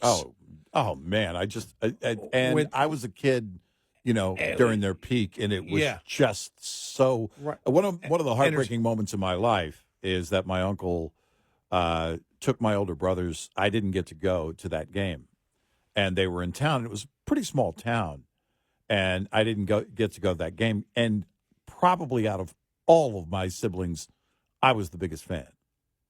And it was, that era, that entertainment factor of what they did. Because it wasn't as if they couldn't play ball. They were clearly demonstrating how good they were at handling the ball and playing ball. And it was so entertaining. And so when you apply that to other players who stand out in the actual NBA, over the years, I mean, they're incredible to watch. I mean, Jordan was one of those things. It was like, Jordan, how do you even do that?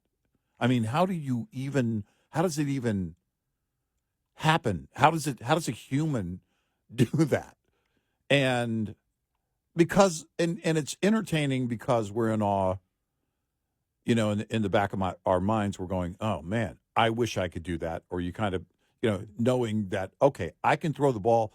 And sometimes I can make it in, but man, seeing another human accomplish that gives me hope. When it was like middle of the season by the time I was like, oh, okay, I got to check out this Caitlin Clark, and I turned on and she'd hit five or 6 3-pointers. And we're not talking about just from the 3-point line. We're talking 10 feet past. And the one time then she took the ball out.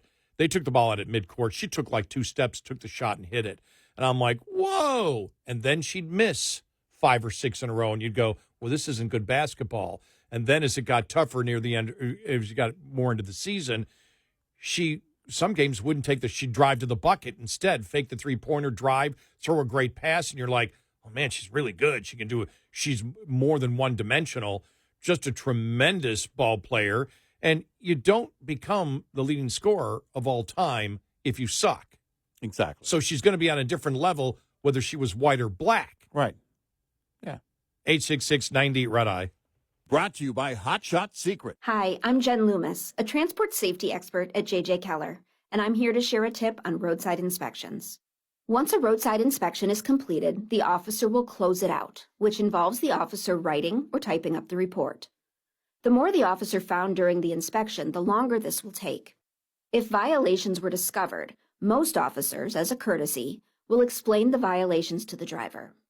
If there were any out-of-service violations, the officer will normally explain what must be done to get the out-of-service order lifted. Drivers need to be very attentive during this part of the inspection. The driver also needs to read and understand the complete inspection report. After receiving the inspection report, the driver has 24 hours to get the roadside inspection report to the motor carrier. If the driver will not be returning to a company facility within the next 24 hours, the driver needs to know to get it on the way to you via email, mail, or fax within 24 hours. This tip was brought to you by J.J. Keller & Associates. Visit us at jjkeller.com. We'll be right back with more Red Eye Radio with Eric Harley and Gary McNamara.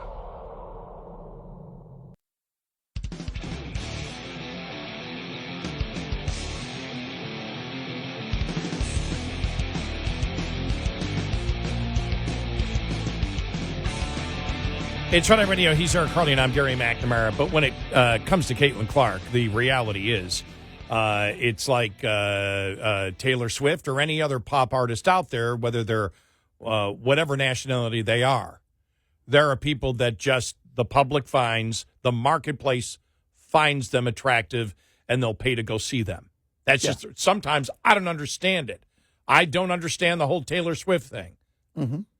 I've been listening to music my whole life. I'm like, don't get it. Mm-hmm. And then even Trump the other day, oh, she's so incredibly beautiful. It's like, that's when we started the week out going, we disagree with Trump on that. But politically, you're connecting with a massive, broad audience. Yeah, well, right? yes, you are. But it doesn't matter what I think of them. Yeah. The marketplace. Yep. And if the marketplace likes you, the marketplace likes you, and you're going to make money, and you're going to be popular. Right. Yeah, Taylor Swift is making money despite my protest against her. Exactly.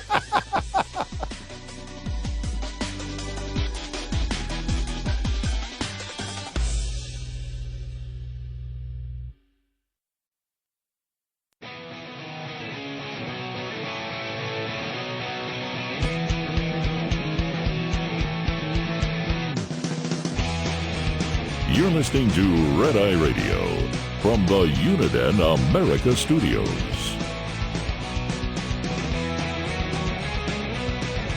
It's Red Eye Radio. He's Eric Harley, and I'm Gary McNamara. You know, I was reading, he had part of it on Twitter, and I was looking at it on my phone, then I lost it, but it was, and I haven't been able to find it in the last minute. You know, I love when you don't bookmark something, you're reading it, you set your phone down, you go back, you're like... And it's like it never happened. Yeah, where did it go? But it was just fascinating. Yeah. And I'll read you, this is from Eric Weinstein, who is the former hedge fund manager, PhD in physics from Harvard and everything else. Mm-hmm. You see him all over. He's being interviewed all over the place on a variety of different things. But he wrote something on Twitter the other day. Excuse me. X. On X the other day, where he wrote, hang on here, when you hear a mainstream media institution or news source refer to far-right opposition, What did you used to hear that as meaning? What do you hear now? How much of that inference has changed from 10 years ago? And then he went on, he goes, when you used to talk about the right wing, he used to talk about, he goes, Pat Buchanan. He used to, name all the different people and, where they sort of stood on the issues. Yeah. He goes, now the right wing is just anything that isn't insane. Yeah. That it's, if you disagree with the woke left, then you're right wing. Mm-hmm. He goes, he said what we have said many times. He goes, MAGA isn't right wing. Right. Trump isn't right wing. Never been. And we've said Trump is a moderate. Right. All of Trump's, every issue where he stands on is in the form of moderate issues from the left to the right over the last 50 years. Right. None of it is out of that mainstream. Right. And I say the left because when he talks about tariffs, even though he's really never done it to the extent that he talks about it, when he actually was president last time, actually brought in, and as we have said, the whole thing about I'm changing NAFTA. Well, you sort of changed the title of it, but you really didn't change the trade policy of the United States. It really didn't change as much. Right. And we were happy that he moved on from the more populist rhetoric and brought in more capitalist, Larry Kudlow, for example, into his administration and moderated some of that rhetoric that we disagreed with. But rhetoric comes from both sides. But still, tariffs has been in the mainstream of American politics, more on the left, for the last 50 years. It's always been there. Yep. And so it's always been part of the discussion. So anything that Trump promotes has been moderate on the border. Now, on the border, people agree with them. In fact, you've got Democrat consultants saying Democrats need to talk about better border security and even a wall. It's like, what in the world? We read Roy Teixeira and, and I can't think of his name, Douglas, the other guy from the Hill.com, Douglas Schoen. Schoen, yeah. Who was writing that the problem with the Democrats is they have to be more MAGA. And so this whole thing, he goes, the imagery of MAGA is perceived by the left as being right-wing, but in reality, it's not right-wing. It's not far-right in any way or manner, right? Which is really interesting.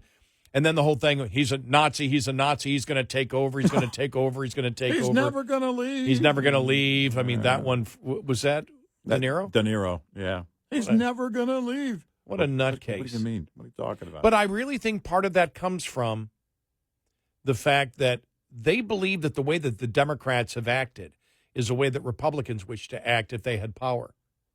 Yeah. That the lawfare that they see the Democrats using against Trump is what the right will use against the left. As we have said, you may find a prosecutor that views themselves as being on the right who will do that. You're not going to find many constructionist conservative judges, originalist judges that will do that. No, you're not. They're not going to make up. They're not going to make up law. They're not going to do that. That's the big difference. But it's the same thing, I think, that we talked about identity politics. Because for years we wondered, we'll sit there and say, well, no, we don't believe that that's the most efficient way to get something done and to accomplish the goal of being compassionate is giving the money to government. You're a racist. Yeah. No, I don't believe it's a motive. You're a racist. And we would always say, well, why are they calling us a racist? What is it? Why do they think that? And finally, one day, the light went off in our head. We went, because they are. Right. And you tend to project. That's how they think. You tend to project on other people sometimes the thoughts that you have, but from the point of view that you're good and they're bad. And we realize that when you have a Democratic Party that lives on identity politics, which is judging people as groups and not individuals, well, then they assume everybody thinks that way, but you're just worse. You stereotype them more. I stereotype, but you stereotype it even a worse way. Well, no, I don't see that. My whole life, I've been colorblind. You can't be colorblind. You notice color. Well, of course I notice color. It's not what it means. Of course I notice color.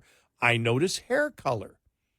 I, believe it or not, I do not think that all blonde women are stupid. Not all blonde women. I don't believe that women with brown eyes are crazy. No, but the crazy ones seem to all have brown eyes. I don't believe that men. Now, see, here's where I must have been a racist as a kid. Yeah. Because when we were young, my father used to cut our hair. And my brother and I both wanted skinheads. We would say, give us a skinhead. We did not say that because we were racist. No. That's what you call the haircut. I do not believe that people with short hair are automatically racist. No. But but all racist have short hair. Hear me out.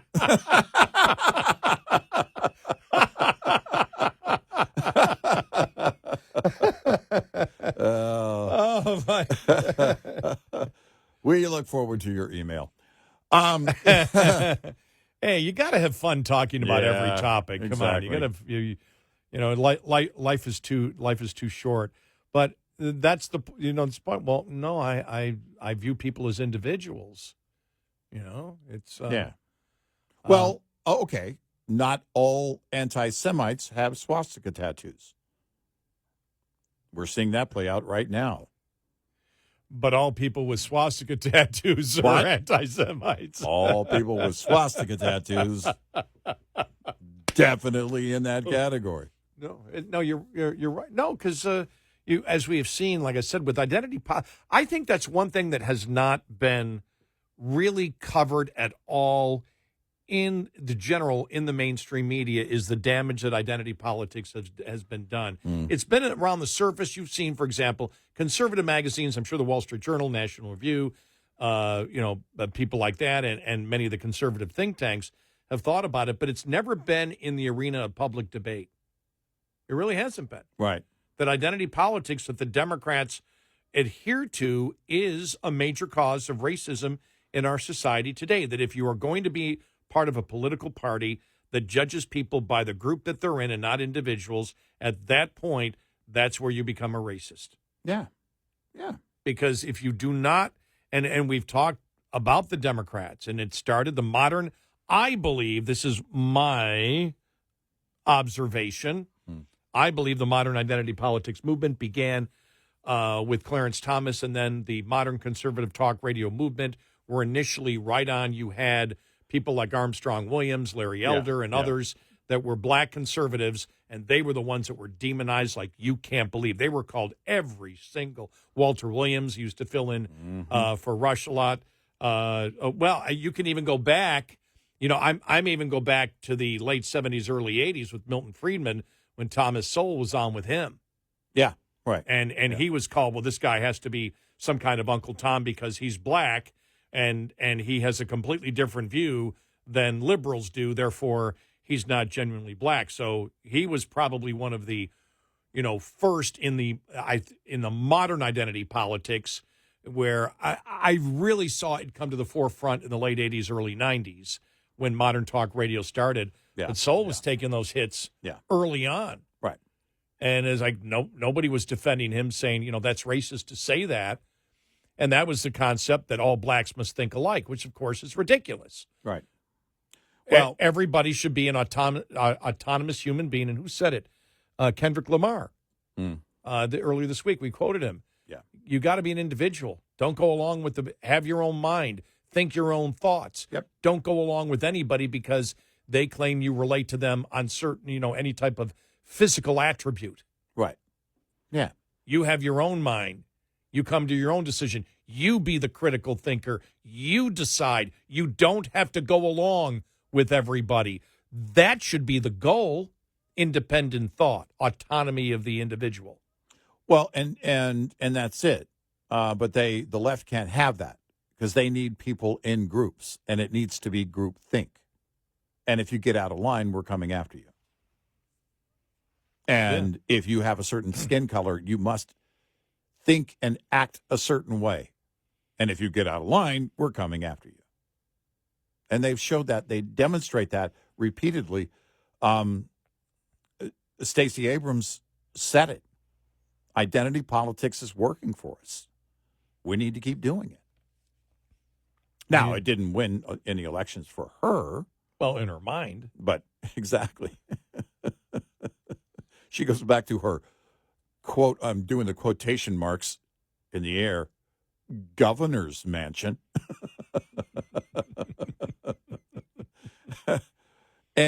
But that's the idea, is that, no, it's working, and we need to keep doing it. Well, it's being rejected more and more. And it's, it's not working, And I think that ultimately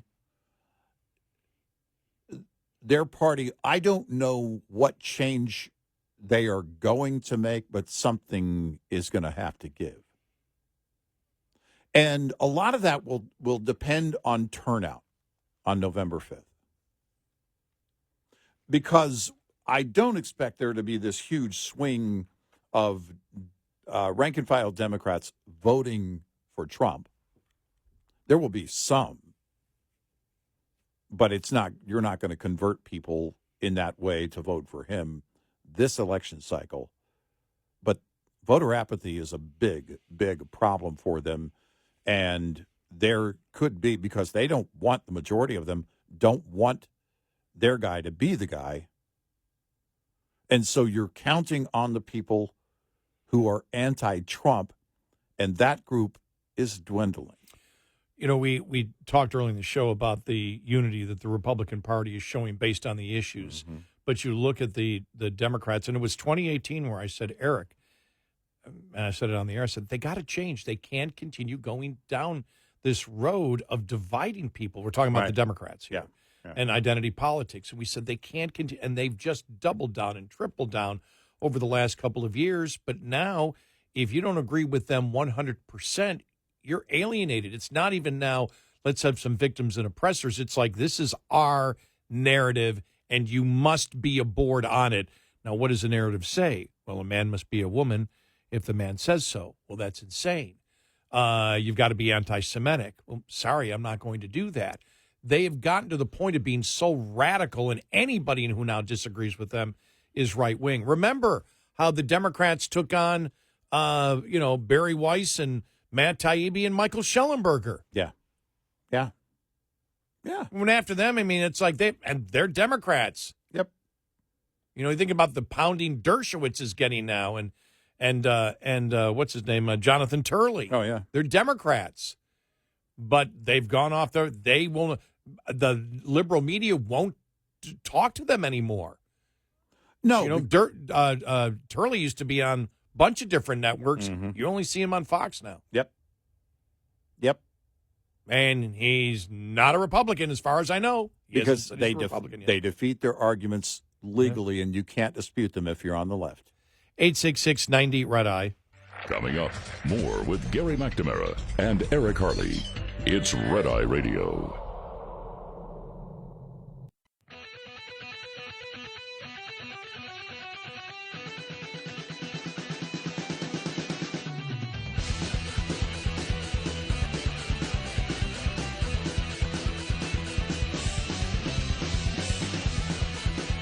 It's Red Eye Radio. He is Eric Harley, and I'm Gary McNamara. Welcome and good morning. Thank you for joining us this morning. I'm reading here from Breitbart. Breitbart Business Digest. Biden's problems are not perceptions.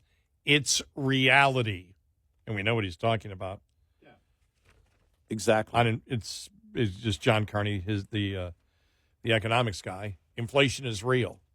Yeah, it's not people It's not that people have the perceptions wrong in the economy. It's inflation. They feel it. They know it. It's real. It affects them every day. Exactly.